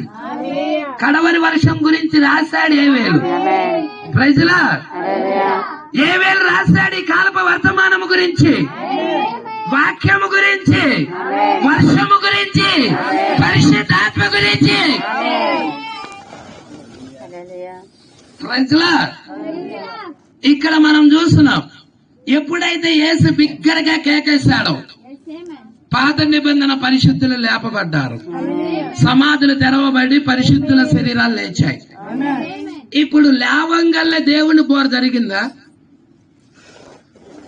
మొదటి రాకడ గురించి మాట్లాడుతున్నా. లేవంగల్లే దేవుడి బోర్ జరిగిందా? జరిగిందా? దేవుని బోర ఎప్పుడు జరిగినది? ఎప్పుడు జరిగినది? ఎన్ని రోజులకు జరిగినది?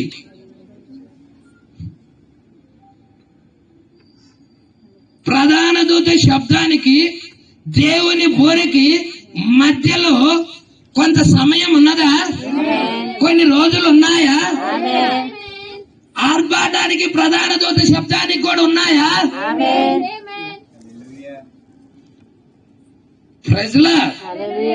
ప్రధాన దూత శబ్దానికి దేవుని బూరకి నిద్రించిన పరిశుద్ధులు లేచి 40 days 40 రోజులు వారి భూమి మీద సంచరించారు. అవునా?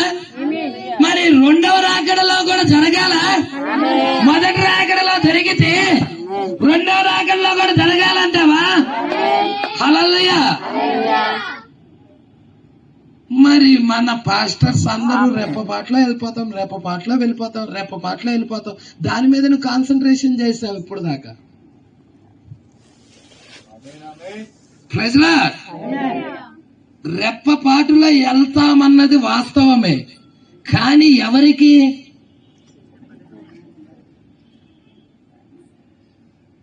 క్షయత అక్షయతను ధరించుకుంటది, మర్త్యత అమర్త్యతను ధరించుకుంటది.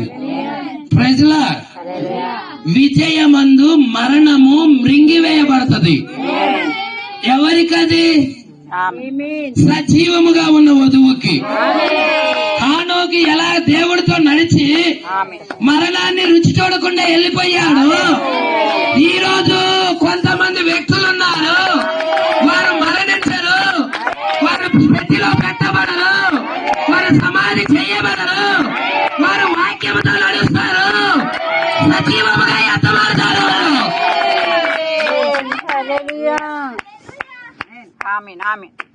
నీడలో హానోకున్నాడు. హానోకు మరణించినట్టుగా ఒక్క రిఫరెన్స్ చూపించగలరు ఎవరన్నా?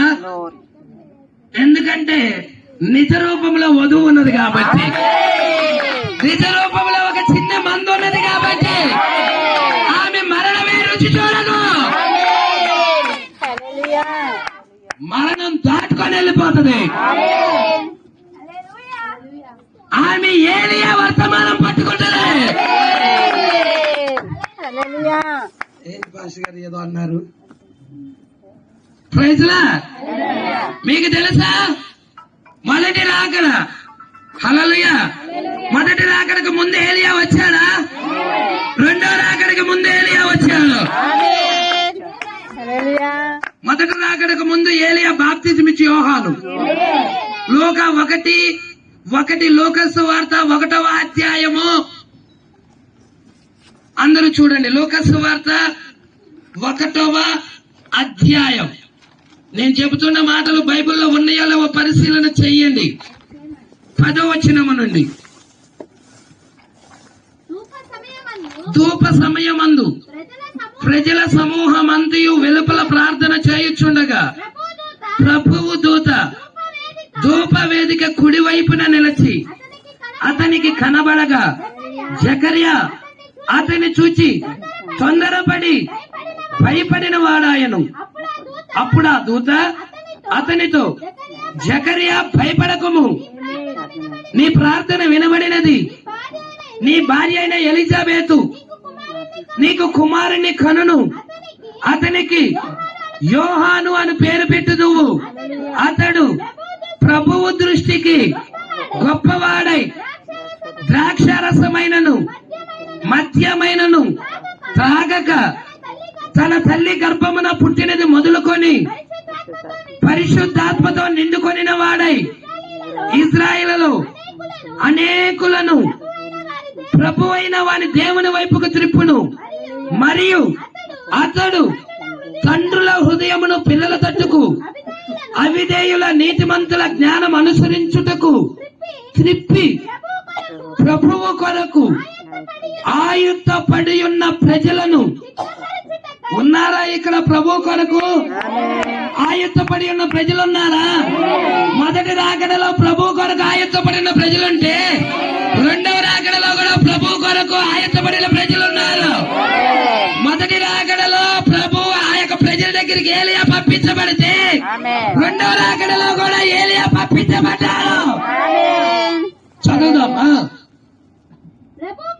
ప్రభు కొరకు ఆయుత్తపడి ఉన్న ప్రజలను సిద్ధపరచుటకై ఏలియా యొక్క ఆత్మయు శక్తియు గలవాడై ప్రజలా ఎవరికి ముందుగా? యేసుకి ముందుగా పంపించబడిన దూత ఏలియా ఆత్మ కలిగిన దూత ఎవరయ్యా అంటే బాప్తిజం ఇచ్చి యోహాను.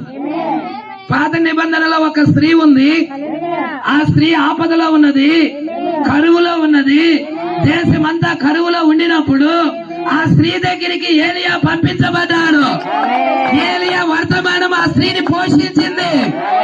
రెండో రాకడలో కూడా లోకం మొత్తం కరువుతో ఉండినప్పుడు, వాక్యం లేని స్థితిలో ఉండినప్పుడు, ఈ కాలపు కాలపు స్త్రీ దగ్గరికి కూడా ఈ కాలపు ఏలియా పంపించబడినప్పుడు ఆమె పోషించబడుతుంది.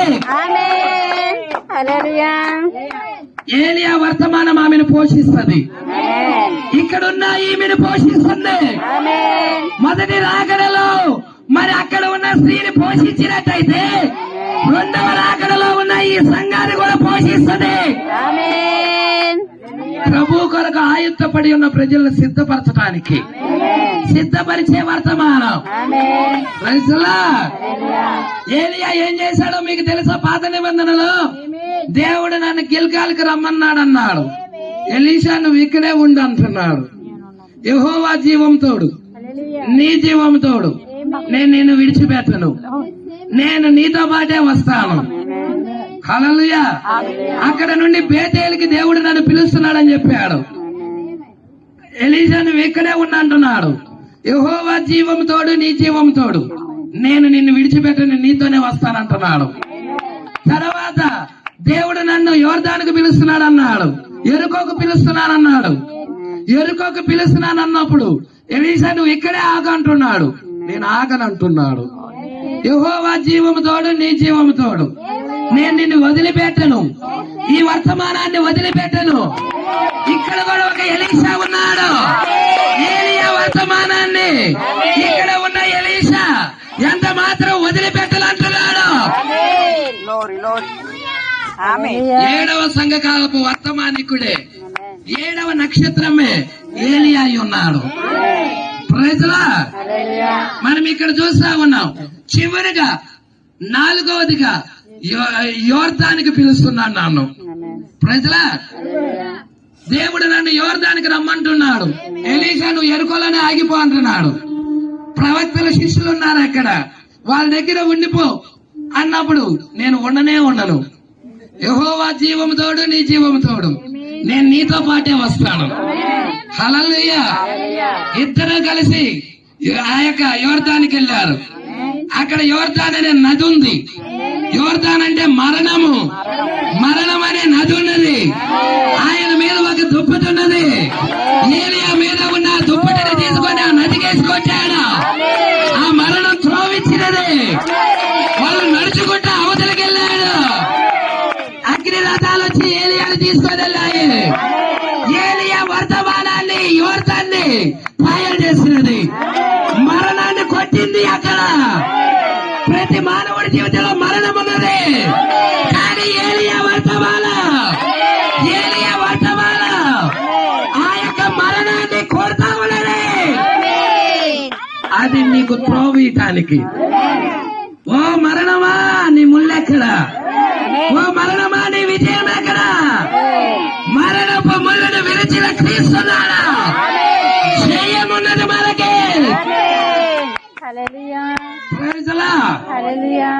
ఇక నమ్మకంగా ఉండేదలికే ఇద్దరు అవతల గట్టుకెళ్ళారు. ఏలియా అంటున్నాడు, నువ్వు నన్ను వెంబడించుకుంటా వచ్చావు, నీకేం కావాలో కోరుకు అన్నాడు. నీ మీద ఉన్న ఆత్మ 2 పాళ్ళు నాకు కావాలి. నీ మీద ఉన్న అభిషేకం నాకు కావాలి. నీ మీద ఉన్న శక్తి పవర్ కావాలి. అడిగాడా? ఎలీషా అడిగాడా? నువ్వు అడిగింది కష్టతరంగా ఉంది, అయినా ఇస్తా నేను వెళ్ళటం లేదు. నువ్వు చూస్తే ఆ యొక్క దుప్పటి నీ మీద పడుతుంది. ప్రజలా ఎప్పుడైతే ఆ దుప్పటి నీ మీద పడుతుందో నువ్వు శక్తిని పొందుకుంటావు. హల్లెలూయా. ఆయన అగ్ని రథాలు వచ్చి వాళ్ళిద్దరిని వేరు చేశాయి. ఇక ఏలియా వెళ్ళిపోతున్నాడు అగ్ని రథాల మీద. ఇక ఎలీషా కింద చూస్తా ఉన్నాడు ఆయన్ని. హల్లెలూయా. శక్తి కొరకు చూస్తా ఉన్నాడు. 7వ దూత మీద పని చేసిన శక్తి కొరకు, 7వ దూత మీద పని చేసిన ఆత్మ కొరకు ఇక్కడ ఉన్న ఎలీషా, ఇక్కడ ఉన్న సంఘము ఎదురు చూస్తా ఉన్నది.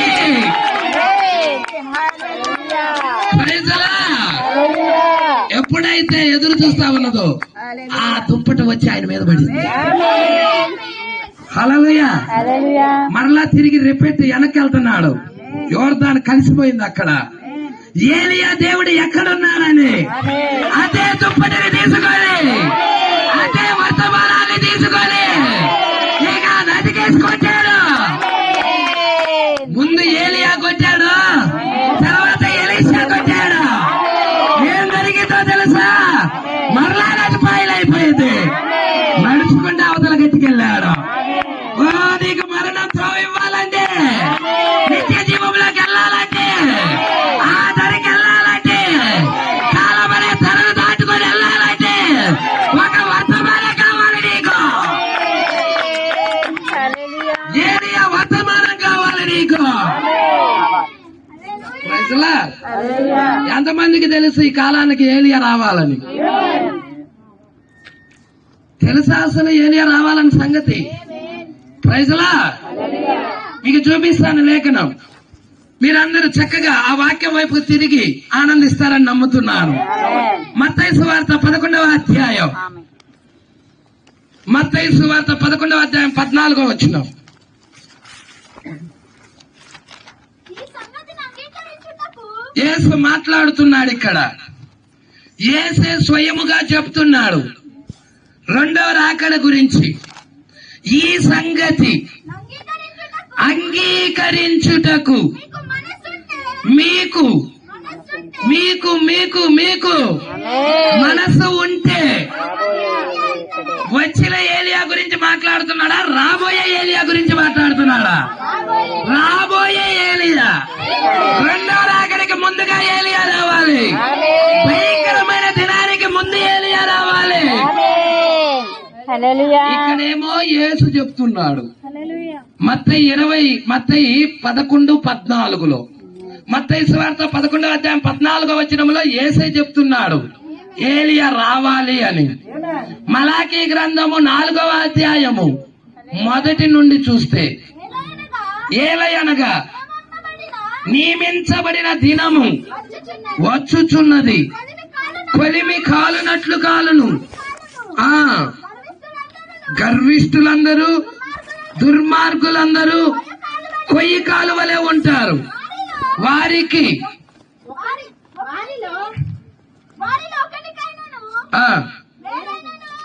వేరైనను చిగురైనను లేకుండా రాబోవు దినము అందరిని కాల్చివేయునని సైన్యములకు అధిపతియగు యెహోవా. ప్రజలా, ఎప్పుడు? ఏ దినము? ఏలయనగా నియమించబడిన దినం వస్తుంది. యేసు ఏం చెప్పాడు? ఇవి లోతు దినాలు అన్నాడా? లోతు దినాలు ఎలాగుంటాయో మనుష్య కుమారుడు రాకడ దినాలు అలాగుంటాయి అన్నాడా? లోతు దినాల్లో సొదొమ గొమొర్రా పట్టణాలు కాల్చబడ్డాయా? మరి ఈ రోజు యేసుక్రీస్తు రెండవ రాకడ సమయంలో రాకడ జరిగితే, ఎత్తబాటు అయిపోతే ఇక భూమి మీద శ్రమలు, ప్రజలా, అగ్ని ద్వారా ప్రపంచం కాలబోతుంది. సొదొమ గొమొర్రా పట్టణాలు ఎలాగా కాల్చబడ్డాయో అలా కాలబోతుంది. దానికి ముందుగా ఏలియా రావాలి. ఎక్కడున్నది పాస్టర్ గారు? మలాకీ గ్రంథం 4వ అధ్యాయం 5-6 వచనాలు. అందరూ తీయండి, అందరూ చూడండి లేఖనం. బైబిల్లో ఉన్న లేఖనమే ఇది. పాస్టర్ గారు, నేను ఇప్పటి వరకు వినలేదు పాస్టర్ గారు. వినని సంగతులే గ్రహించాలి. ప్రజలా, యెహోవా నియమించిన భయంకరమైన ఆ మహాదినము రాక మునుపు నేను ప్రవక్తయగు ఏలియాను. ప్రజలా, భయంకరమైన దినానికి రాకముందు ఏలియా రావాలా? అగ్ని ద్వారా కాల్చబడే ముందు ఏలియా రావాలా? మొదటి రాకడికి ముందు ఏలియా వచ్చాడు, రెండవ రాకడికి ముందు కూడా ఏలియా వచ్చాడు. ప్రజలా, మరి ఏలియా వచ్చి ఆయన చేసిన పరిచర్య ఏంటి పాస్టర్ గారు? మత్తయి సువార్త 17వ అధ్యాయము 10వ వచనం. అప్పుడు ఆయన శిష్యులు ఇలాగైతే ఏలియా ముందుగా రావాలనని శాస్త్రులు ఎందుకు చెప్పుచున్నారని ఆయన అడిగిరి. అందుకైన ఏలియా వచ్చి సమస్తమును చక్కబెట్టును అను మాట నిజమే. హల్లెలూయా. రెండో రాకడలో ఏలియా వచ్చి ఏం చెయ్యాలి? చక్కపరచాలి. చక్కపరిచే పరిచర్య. ఏ పరిచర్య అండి అతనది? చక్కబెట్టే పరిచర్య. ప్రజలా, ఇప్పుడు మనం ఏవేలు గ్రంథము వైపు తిరుగుతాం. నేను కొద్ది నిమిషాల్లో ముగిస్తా. ఆసక్తిగా ఉన్నారా? ఎప్పుడు ముగిస్తా పాస్ గారు అంటారా? హల్లెలూయా. ఎవరికన్నా బోరు కొడితే ప్రభు కృపను వేడుకోండి. ఎందుకంటే ఇక్కడ నీకు బోరు కొట్టిందంటే ఈ వాక్యం కాడ రేపొద్దున అగ్నిగుండంలో మసల కాలే టైం దగ్గరలో ఉంది. ఎవడు తప్పించలేడు దాన్ని. వాక్యాన్ని ప్రేమించండి. లోన ఏదైనా వాక్యానికి వ్యతిరేకమైనది ఉంటే తీసి పడేయండి. వాక్యాన్ని హత్తుకోండి. యేసుతో అన్యోన్య సహవాసం కలిగి ఉండండి. ఎత్తబాటు కొరకు సిద్ధపడండి. ప్రజలా, ఇక్కడ మనం ఏవేలు గ్రంథం వైపు తిరుగుతున్నాం. ఇప్పుడు మూలవాక్యం దగ్గరికి వస్తున్నాను. 21 దేశమా భయపడక సంతోషించి గంతులు వేయము. అమ్మ చదువు, ఎవరు ఆపమన్న చదువు. యెహోవా గొప్ప కార్యాలు చేసెను. హల్లెలూయా. ఏమంటున్నాడండి? యెహోవా గొప్ప కార్యాలు చేశాను. దేవుడికి మహిమ కలుగును గాక. ఎలాంటి గొప్ప కార్యాలో తెలుసా? పెంతుకోస్తు దినాన తొలకరి వర్షం టైంలో మేడగదిలో 120 మంది వెళ్ళి ప్రార్థిస్తుంటే పరిశుద్ధాత్మ వారి మీదకి దిగొచ్చి వారు బోధించినప్పుడు 3000 మంది బాప్తిజం తీసుకున్నారు. ఎన్ని వేల మంది? 3000 మంది. మొదటి సంఘ కాలంలో ప్రజల మొట్టమొదటిగా ప్రారంభించిన సంఘము, అక్కడే ప్రారంభమైన సంఘము బాప్తిజాలు ఇస్తే 3000 మంది. ప్రజల అదే ప్రారంభమైన సంఘం. అపోస్తుల కార్యం 2:37 వచనం చదివితే అక్కడ ఉంటది. మీరు ఇంటికి వెళ్ళినాక చదవండి. హల్లెలూయా. ఎంతమంది తీసుకున్నారు? 3000 మంది యేసుక్రీస్తు నామములో బాప్తిజం తీసుకున్నారు.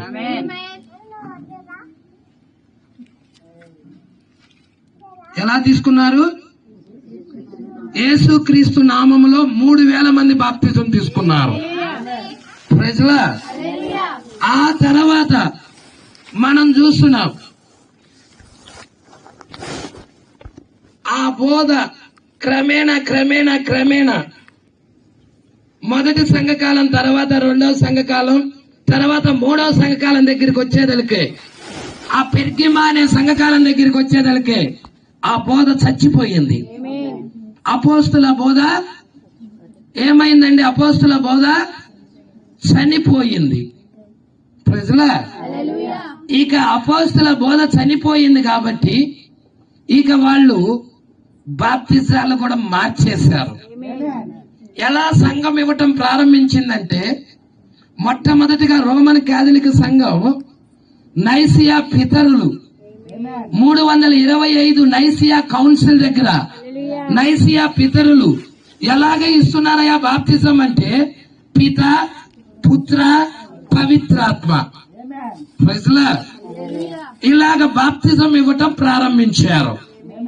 అది రోమన్ క్యాథలిక్ యొక్క బాప్తిజం అలా ఇచ్చుకుంటా వచ్చింది. తర్వాత అదే విధానములో ఇక ఎవరైతే యేసుక్రీస్తు నామంలో బాప్తిజం ఇచ్చినా, యేసుక్రీస్తు నామం గురించి బోధించినా ఇక వీళ్ళు చంపటం ప్రారంభించారు.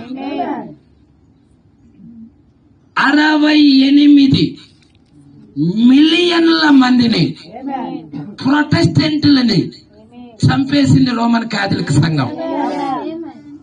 వాళ్ళ సిద్ధాంతాలకి, వాళ్ళ ఆచారాలకి లోబడలేదని వారి మీద మరి పగ తీర్చుకొని చంపేసేసింది ప్రజల. తర్వాత మార్టిన్ లూథర్ లెగవటం ప్రారంభించాం. మార్టిన్ లూథర్ వచ్చాడు కానీ మార్టిన్ లూథర్ అదే బాప్తిజం తీసుకొచ్చాడు. రోమన్ క్యాథలిక్ ని వ్యతిరేకించి వచ్చాడు. తర్వాత జాన్ వెస్లీ ఇచ్చాడు. ఆయన కూడా రోమన్ క్యాథలిక్ ని వ్యతిరేకించే వచ్చాడు.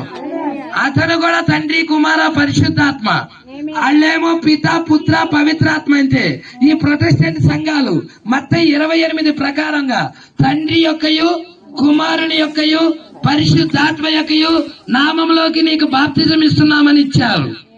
ఇంతకి నామం ఉందా అక్కడ? నేను మిమ్మల్ని ఒక ప్రశ్న అడుగుతున్నా, నామం ఉందా? ఏ నామంలో తీసుకున్నట్టు నువ్వు? నామం అంటే పేరు. పేరుందా అక్కడ? మత్తయి 28:19 తీయండి ఒకసారి.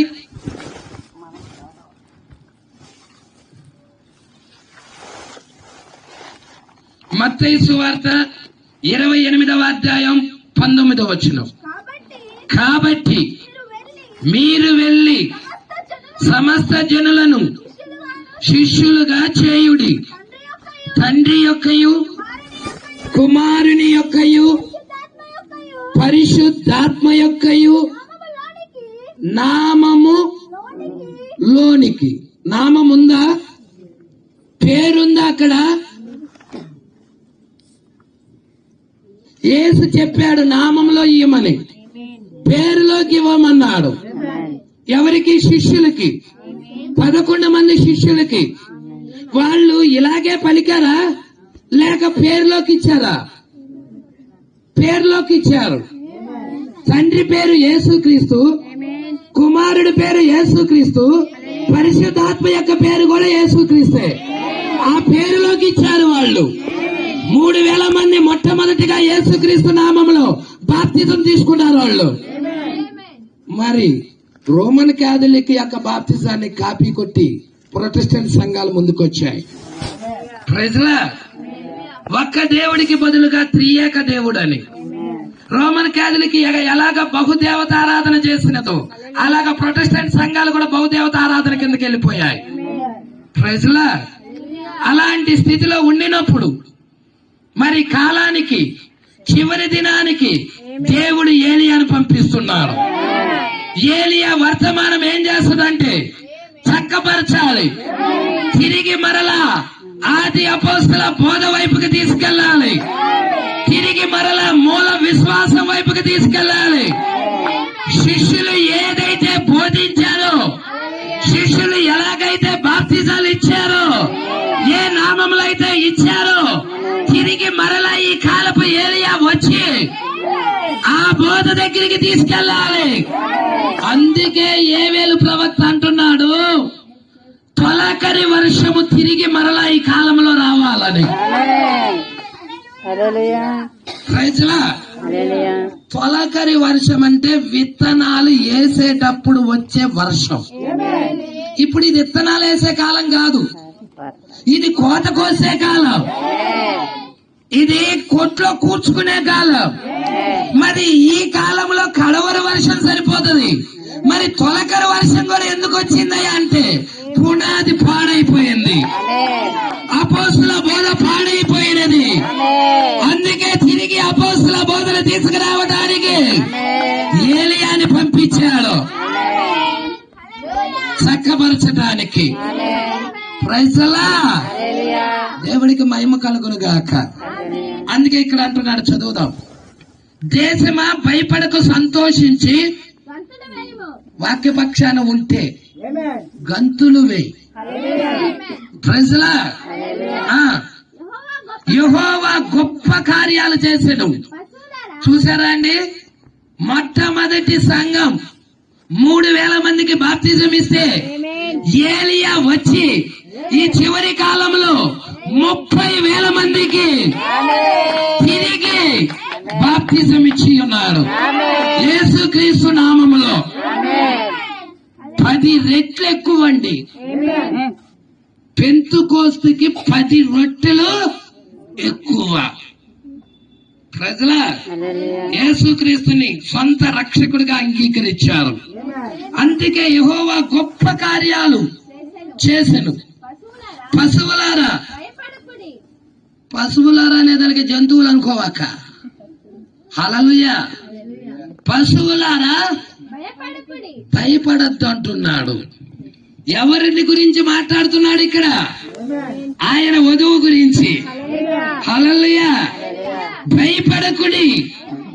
గడ్డి పీళ్లలో పచ్చిక మొలుచును, చెట్లు ఫలించును, అంజూరపు చెట్లు, ద్రాక్ష చెట్లు. సమృద్ధిగా ఫలించును. ఇప్పుడు మనమెవరు? ద్రాక్ష చెట్లు. అంజూరపు చెట్లు ఎవరు? ఇశ్రాయేలు ప్రజలై ఉన్నారు. ప్రపంచానికి చెల్లా చెదురైన ఇశ్రాయేలు ప్రజలందరూ వారు ఆ స్వదేశానికి వెళ్ళారా? తిరిగి మరలా అంజూరపు చెట్లు లేతదై చిగురించిందా? ద్రాక్ష చెట్లు కూడా ఫలిస్తున్నాయా? వర్షం వచ్చింది. ఏ వర్షము? కడవరి వర్ష, తొలకరి వర్ష. వినుటకు చెవులు గలవాడు వినుగాక. ఆత్మ చెప్పే స్వరం చెవి గలవాడు వినుగాక. Praise lord. 23. సియోను జనులారా, యెరూషలేము కుమార్తెలంటే ఇశ్రాయేలు ప్రజలు. సియోను జనులంటే అన్యజనులు. అన్యజనుల్లో ఉన్న వధువు, ఎత్తబడే వధువు. సియోను జనులారా, ఉందా ఇక్కడ సియోను? సియోను స్త్రీ ఉన్నారా? సియోను జనులున్నారా? మీ గురించే ఈ లేఖనము. ఎవరు రాస్తున్నారు? యోవేలు ప్రవక్త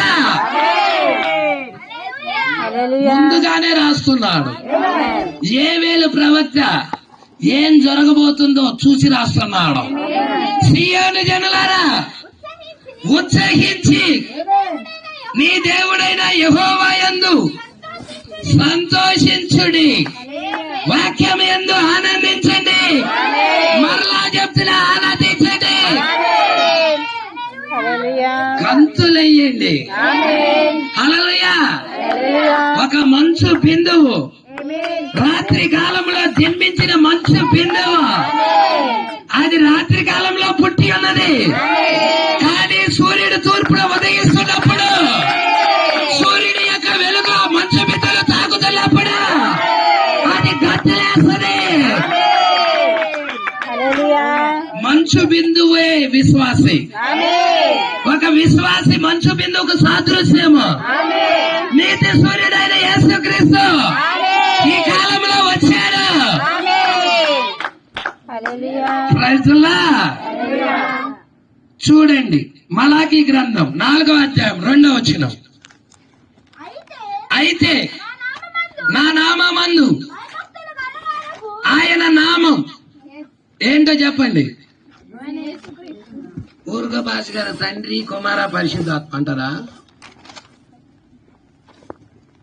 మీకోసం ఒక లేఖనం చూపిస్తా. ఇది చూసి అక్కడికి వెళ్దాం. నా నామమందు భయభక్తులు గలవారకు మీకు నీతి సూర్యుడు. ఎవరా నీతి సూర్యుడు? ఈ కాలంలో వచ్చారా? భూమి మీదకి వచ్చారా? ఆయన కిరణాలు, ఆయన వాక్యం ప్రకటించబడుతుందా? ఆయన తేజస్సు ఇక్కడ ఉన్నదా? ఆయన వర్తమానం ఇక్కడ ఉన్నదా? ఆయన వెలుగు ఇక్కడ ఉన్నదా? నీతి సూర్యుడి యొక్క వెలుగు ప్రజలా ఉందా ఇక్కడ? నీతి సూర్యుడు ఉదయించును. ఎవరికి? ఆయన నామమందు భయభక్తులు గలవారగు మీకు. హల్లెలూయా. ఇంతకైన నామం ఏందో చూద్దాం. జకర్యా గ్రంథం 14వ అధ్యాయం 7వ వచనం. ఆ దినము ప్రత్యేకమైనదిగా ఉండును, అది యెహోవాకు తెలియబడిన దినం. పగలు కాదు, రాత్రి కాదు, అస్తమయ కాలమున వెలుతురు కలుగును. చదువమ్మా ఆత్మల్లా. ఆ దినమున జీవజలములు యెరూషలేము నుండి పారి సగము తూర్పు సముద్రమునకు సగము పడమటి సముద్రమునకు. దిగును. సగమేమో జీవజలాలు ఎక్కడికి దిగుతున్నాయి? తూర్పు వైపు. ఇంకా సగమేమో పశ్చిమం వైపు. పశ్చిమాన ఉన్న జనులు ఉన్నారా? ఇక్కడ ఉన్నారా? జీవజలాలు వచ్చాయా? హల్లెలూయా. సాయంకాలపు వెలుగు వచ్చిందా? సాయంకాలపు వర్తమానికుడు వచ్చాడా? తూర్పు నుండి యూదులు, పశ్చిమం మనమున్నాం. సగమేమో తూర్పు వైపు యూదులకు వెళ్తుంది వర్తమానం, సగమేమో పశ్చిమం వైపు. ఈమెని ఎత్తబాటులోకి తీసుకెళ్తా ఉన్నది, ఈమెకి శరీర మార్పు కలగజేస్తా ఉన్నది. ఏంటది? జీవజలాలు. సమరయ స్త్రీ దగ్గరికి వచ్చి చెప్పాడా, నువ్విచ్చి నీరు తాగితే తప్పింకుంటారేమో, నేనిచ్చి నీరు తాగితే ఎందుకు? అది జీవజలమై ఉన్నది, అది జీవజలమై ఉన్నది. ఈ రాత్రి కాలంలో ఈ జీవజలం ఎంతమందికి కావాలి? యేసు ఇచ్చే జీవజలం ఎంతమందికి కావాలి? ఎంతమంది ఇష్టపడుతున్నారు? కొంతమంది పేదాలు కూడా ఇప్పకుండా బిర్రుగా కూర్చున్నారు. కూర్చో, నాకే. హల్లెలూయా. స్తుతిస్తే సొమ్ము పోదు, దేవుడికి మహిమ వస్తుంది. ఆనందిస్తావు, ఎత్తబాటుకి వెళ్తావు. నీ కుటుంబంలోకి యేసు వస్తాడు, నీలోకి యేసు వస్తాడు. వాక్యం నీలోకి రావటమే యేసు నీలోకి రావటం. వాక్యము ఏరు, యేసు వేరు కాదు. వాక్యమే యేసు. ప్రజలా, అపవాది చెబుతుంది వాడి మనసులో, పెదాలు ఎప్పొద్దు, గట్టిగా పట్టుకో. ఎంత గట్టిగా పట్టుకుంటావు? ప్రజలా, అపవాదాన్ని నా దగ్గర ఉండటానికి వీల్లేదు. నేను ఆ దేవుణ్ణి మహిమపరచడానికి ఉన్నాను, ఆ వాక్యాన్ని పక్షము వహించడానికి ఉన్నాను, క్రీస్తు పక్షాన నిలబడటానికి ఉన్నాను. నా శత్రువు అపవాదై ఉన్నాడు, నా శత్రువు వాక్యం కాదు, యేసు కాదు. నేను యేసు పక్షాన్ని నిలబడాలి. ప్రజలా, దేవుడికి మహిమ కలుగును గాక. అందుకే ఆ దినాన జీవజలాలు యెరూషలేము నుండి పారి సగము తూర్పు సముద్రమునకు సగము పరమటి సముద్రమునకు దిగును. వేసవి కాలమందు, చలికాలమందు అలాగే జరుగును. యెహోవా సర్వలోకానికి రాజై ఉన్నాడు. ఆ దినమున యెహోవా ఒక్కడే అని, ఆయనకు పేరు కూడా ఒక్కటే అని తెలియపరచబడుతుంది. పేరు ఒక్కటే. ఆ పేరుని ఎరిగిన జనులు ఇక్కడ ఉన్నారు. ఆయన నామం ఒక్కటే, యెహోవా ఒక్కడే అని. త్రియేక దేవుడు లేడు, అది అబద్ధమైన బోధ. బైబిల్లో పదమే లేదు. ప్రజలను నమ్మించారు, క్రైస్తవులని భ్రమ పెట్టారు. ఎక్కడుందో చూపించి నాకు ఆ పదం, త్రియేక దేవుడని. యెహోవా ఒక్కడేనని, ఆయనకి పేరు ఒక్కటేనని ఆ దినాన బయలుపరచబడుతుంది. ఆ దినమే ఈ దినము. ప్రజలా, ఈ కుటుంబం పిలిచినా పిలవకపోయినా, మీరు పిలిచినా పిలవకపోయినా, ఈ సత్యము ఉన్నది ఉన్నట్టు చెప్తున్నా. అంగీకరించండి, అంగీకరించకపోండి, అది మీ ఇష్టం. అంగీకరిస్తే నిత్య జీవం వైపుకు తిరుగుతావు, త్రోసేస్తే ఈ వాక్యమే రేపొద్దున నీ మీద తీర్పుగా నిలబడుతుంది. ప్రజలా, దేవుడికి మహిమ కలుగును గాక. ఎవరిని నేను భయపెడతానికి చెప్పటం లేదు, సత్యము పక్షాన వహించి చెప్తున్నాను, సత్యము పక్షాన నిలబడి చెబుతున్నాను. వాక్యం ఏం చెబుతుందో అదే చెబుతున్నాను. యెహోవా ఒక్కడే, యెహోవా ముగ్గురు లేరు. ప్రైజ్లా. దేవుడు ఒక్కడే, దేవుడు ముగ్గురు లేరు. హిందువుల్లాగా బ్రహ్మ విష్ణు మహేశుడు అట్లా లేరు. ప్రైజ్లా. ఆయన ఒకే ఒక్క దేవుడు. అన్ని కాలాల్లో ఉన్నాడు. తండ్రి కాలంలో ఉన్నాడు, కుమారుడు కాలంలో ఉన్నాడు, పరిశుద్ధాత్మ కాలంలో కూడా ఉన్నాడు. ఆయన నామం ఒక్కటే. అన్ని నామముల కంటే పైనున్న నామం యేసుక్రీస్తు నామం. ప్రైజ్లా. అందుకే ఇక్కడ ఏమంటున్నాడు, సియోను జనులారా ఉత్సహించి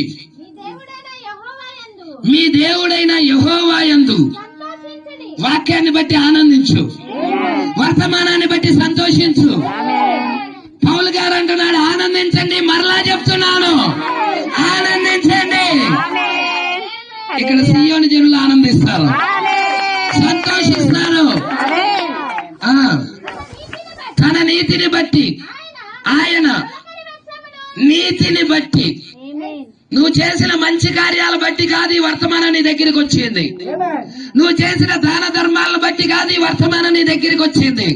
ఆయన నీతి ఈ వర్తమానం నీ దగ్గరికి తీసుకొచ్చింది. ఆయన పరిశుద్ధత ఈ వర్తమానం నీ దగ్గరికి తీసుకొని వచ్చినది. నువ్వు రక్షించబడాలని, నీ శరీర మార్పు పొందుకోవాలని, పాపములో నుండి బయటికి రావాలని, చీకటి నుండి ఆశ్చర్యకరమైన వెలుగు వైపుకి తిరగాలని వర్తమానమును ఎత్తుకొచ్చినది. ఆయన నీతిని బట్టి తొలకరి వర్షాన్ని పంపిస్తున్నాడు. ఏంటి తొలకరి వర్షం? ఆది అపోస్తుల బోధ. కడవరి వర్షం ఏంటి? 7 ముద్రల ప్రత్యక్షత. నువ్వు ఏం చేయాలంటే పునాది మీద నిలబడాలి. ప్రకటన గ్రంథంలో 12వ అధ్యాయంలో ఒక స్త్రీ ఉన్నది. ఆ స్త్రీ ఎవరో కాదు, ఇక్కడ ఉన్న ఈ స్త్రీ ఆయన భార్య. ఆమె సూర్యుని ధరించుకున్నది. సూర్యుడు అంటే ఎవరో కాదు, యేసుక్రీస్తు అయి ఉన్నారు. వాక్యాన్ని ధరించుకొని ఉన్నది. 12 నక్షత్రాల కిరీటాన్ని పొందుకున్నది. 12 నక్షత్రాలు 12 మంది అపోస్తులై ఉన్నారు. అపోస్తుల బోధన ధరించుకున్నదామె, కిరీటముగా కలిగి ఉన్నదామె, పాదాల కింద చంద్రుడై ఉన్నాడు. ఆమె చంద్రుడి మీద నిలబడినది. ప్రైజ్లా. చంద్రుడు ధర్మశాస్త్రానికి సూచనగా ఉన్నాడు. ఆమె మరి ధర్మశాస్త్రానికి సూచనగా ఉన్న చంద్రుడి మీద నిలబడినది. ఇక కృపను హత్తుకుంటుంది. కృపాకాలం వైపు తిరుగుతుంది. ప్రైజ్లా. ఎంతమంది ఇక్కడే ఉన్నారు? కృపను హత్తుకుంటావా? ఆ స్త్రీయే నువ్వు. ఆమె మగ శిశువుకి జన్మనిచ్చినది. ఆ శిశువు యేసుక్రీస్తు అయి ఉన్నాడు. కొత్త నిబంధన సంఘం, పాత నిబంధన సంఘం కూడా. ప్రకటన 12 ఇరువురికి సాదృశ్యం. ప్రైజ్లా. దేవుడికి మహిమ కలుగును గాక. అందుకే ఇక్కడ ఏమంటున్నాడు, సియోను జనులారా ఉత్సహించి మీ దేవుడైన యెహోవా యందు సంతోషించుడి. తన నీతిని బట్టి ఆయన తొలకరి వర్షము మీకు అనుగ్రహించును. వాన కురిపించి పూర్వమందు వలె తొలకరి వర్షమును కడవరి వర్షమును మీకు అనుగ్రహించును. వచ్చిందది. ఆ వర్షం కురిచింది. ఇప్పుడు ఎంతమంది ఆహారాన్ని సిద్ధపరచుకోవడానికి ఇష్టపడుతున్నారు?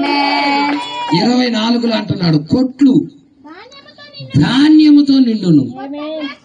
ఇప్పుడు కొట్లు నిండా ధాన్యం ఉండాలి.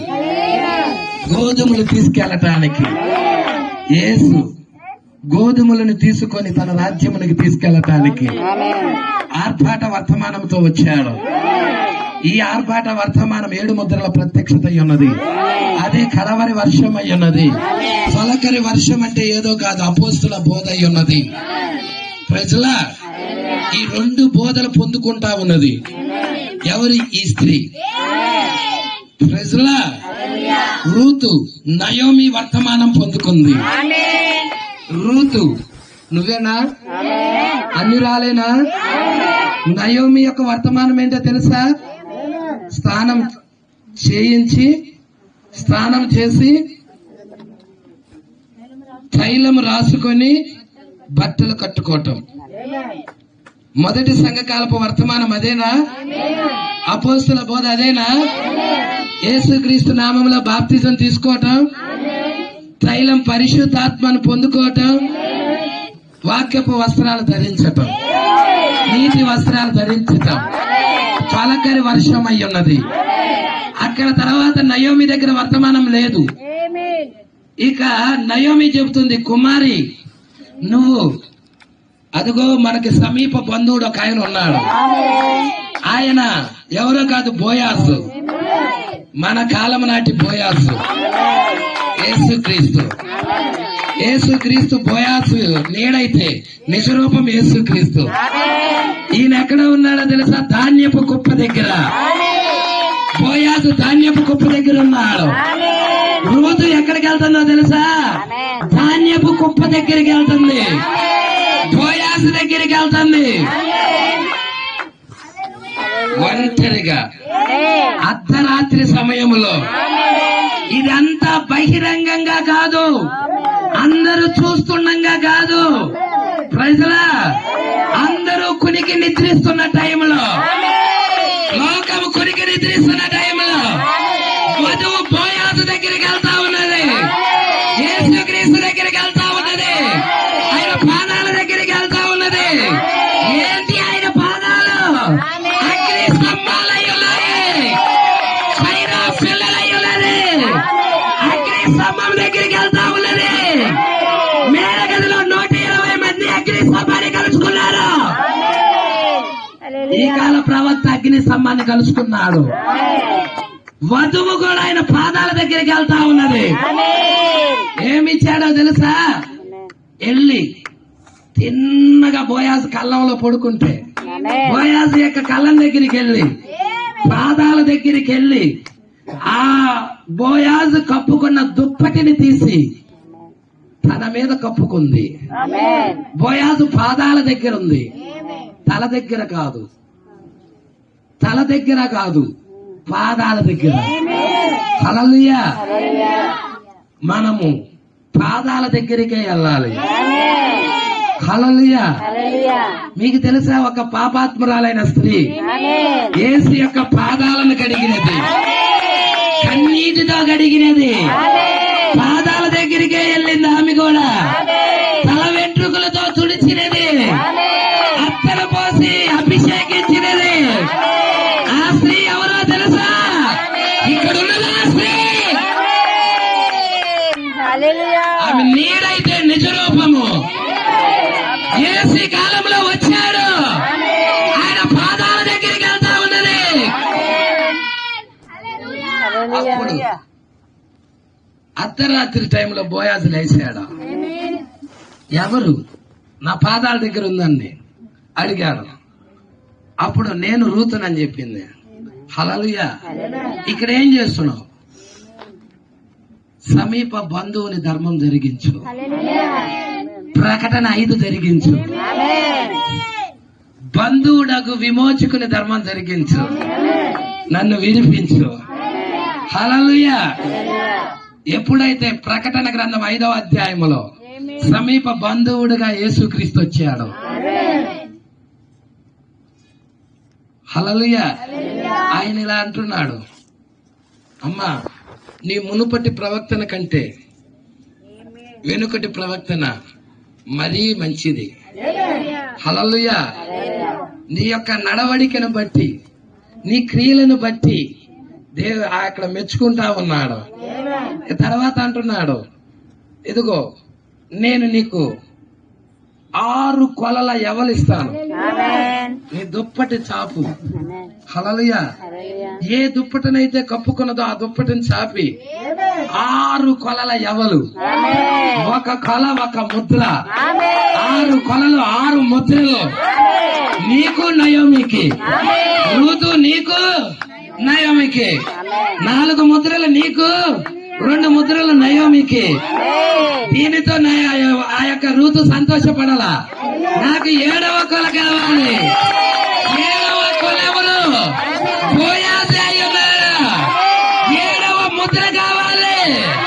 7వ ముద్ర ప్రభు యొక్క రాకడ. ప్రైజ్ లా. 7వ కోల రూతుకు దొరికిందా?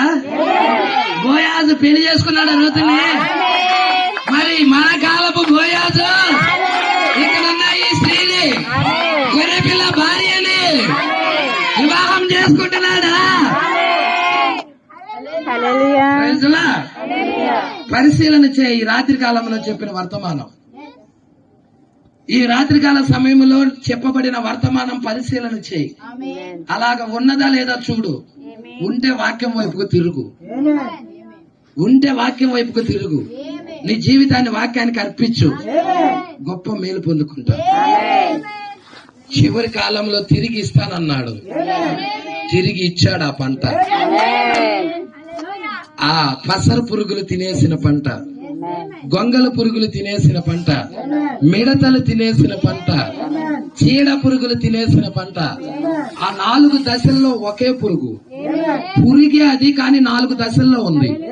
మిడతగా ఉన్నది, పసరగా ఉంది, గొంగల పురుగు, చీడ పురుగు. అంతా పురుగులేవి. హల్లెలూయా. వధువు వృక్షాన్ని తింటా ఉన్నాయి. అయితే నేను చివరి కాలంలో మీకు ఇస్తాను, వధువుకి ఇస్తానని వాగ్దానం చేశాను. అది కాలంలో వచ్చినది. ఎంతమంది ఆహారం భుజించడానికి ఇష్టపడుతున్నారు? ఎంతమంది వాక్యం భుజించాలని ఇష్టపడుతున్నారు? దేవుడు మాటలు దీవించి ఆశీర్వదించును గాక. అందరం లేచి నిలబడదాం. మన మధ్యలో ఉన్న యేసేపు వచ్చి ఒక పల్లవి చరణం పాడి చివరి ప్రార్థన చేస్తాడు. ఇలాంటి వర్తమానాలు మీకు మరిన్ని అందుబాటులో ఉండాలంటే ఈ ఛానల్ని సబ్స్క్రైబ్ చేయండి. ఇంకా ఈ ఛానల్ని సబ్స్క్రైబ్ చేసుకుని వారు ఉన్నట్లయితే ఈ వీడియోలో చూపించిన విధంగా సబ్స్క్రైబ్ చేసుకోనండి. ఆమేన్.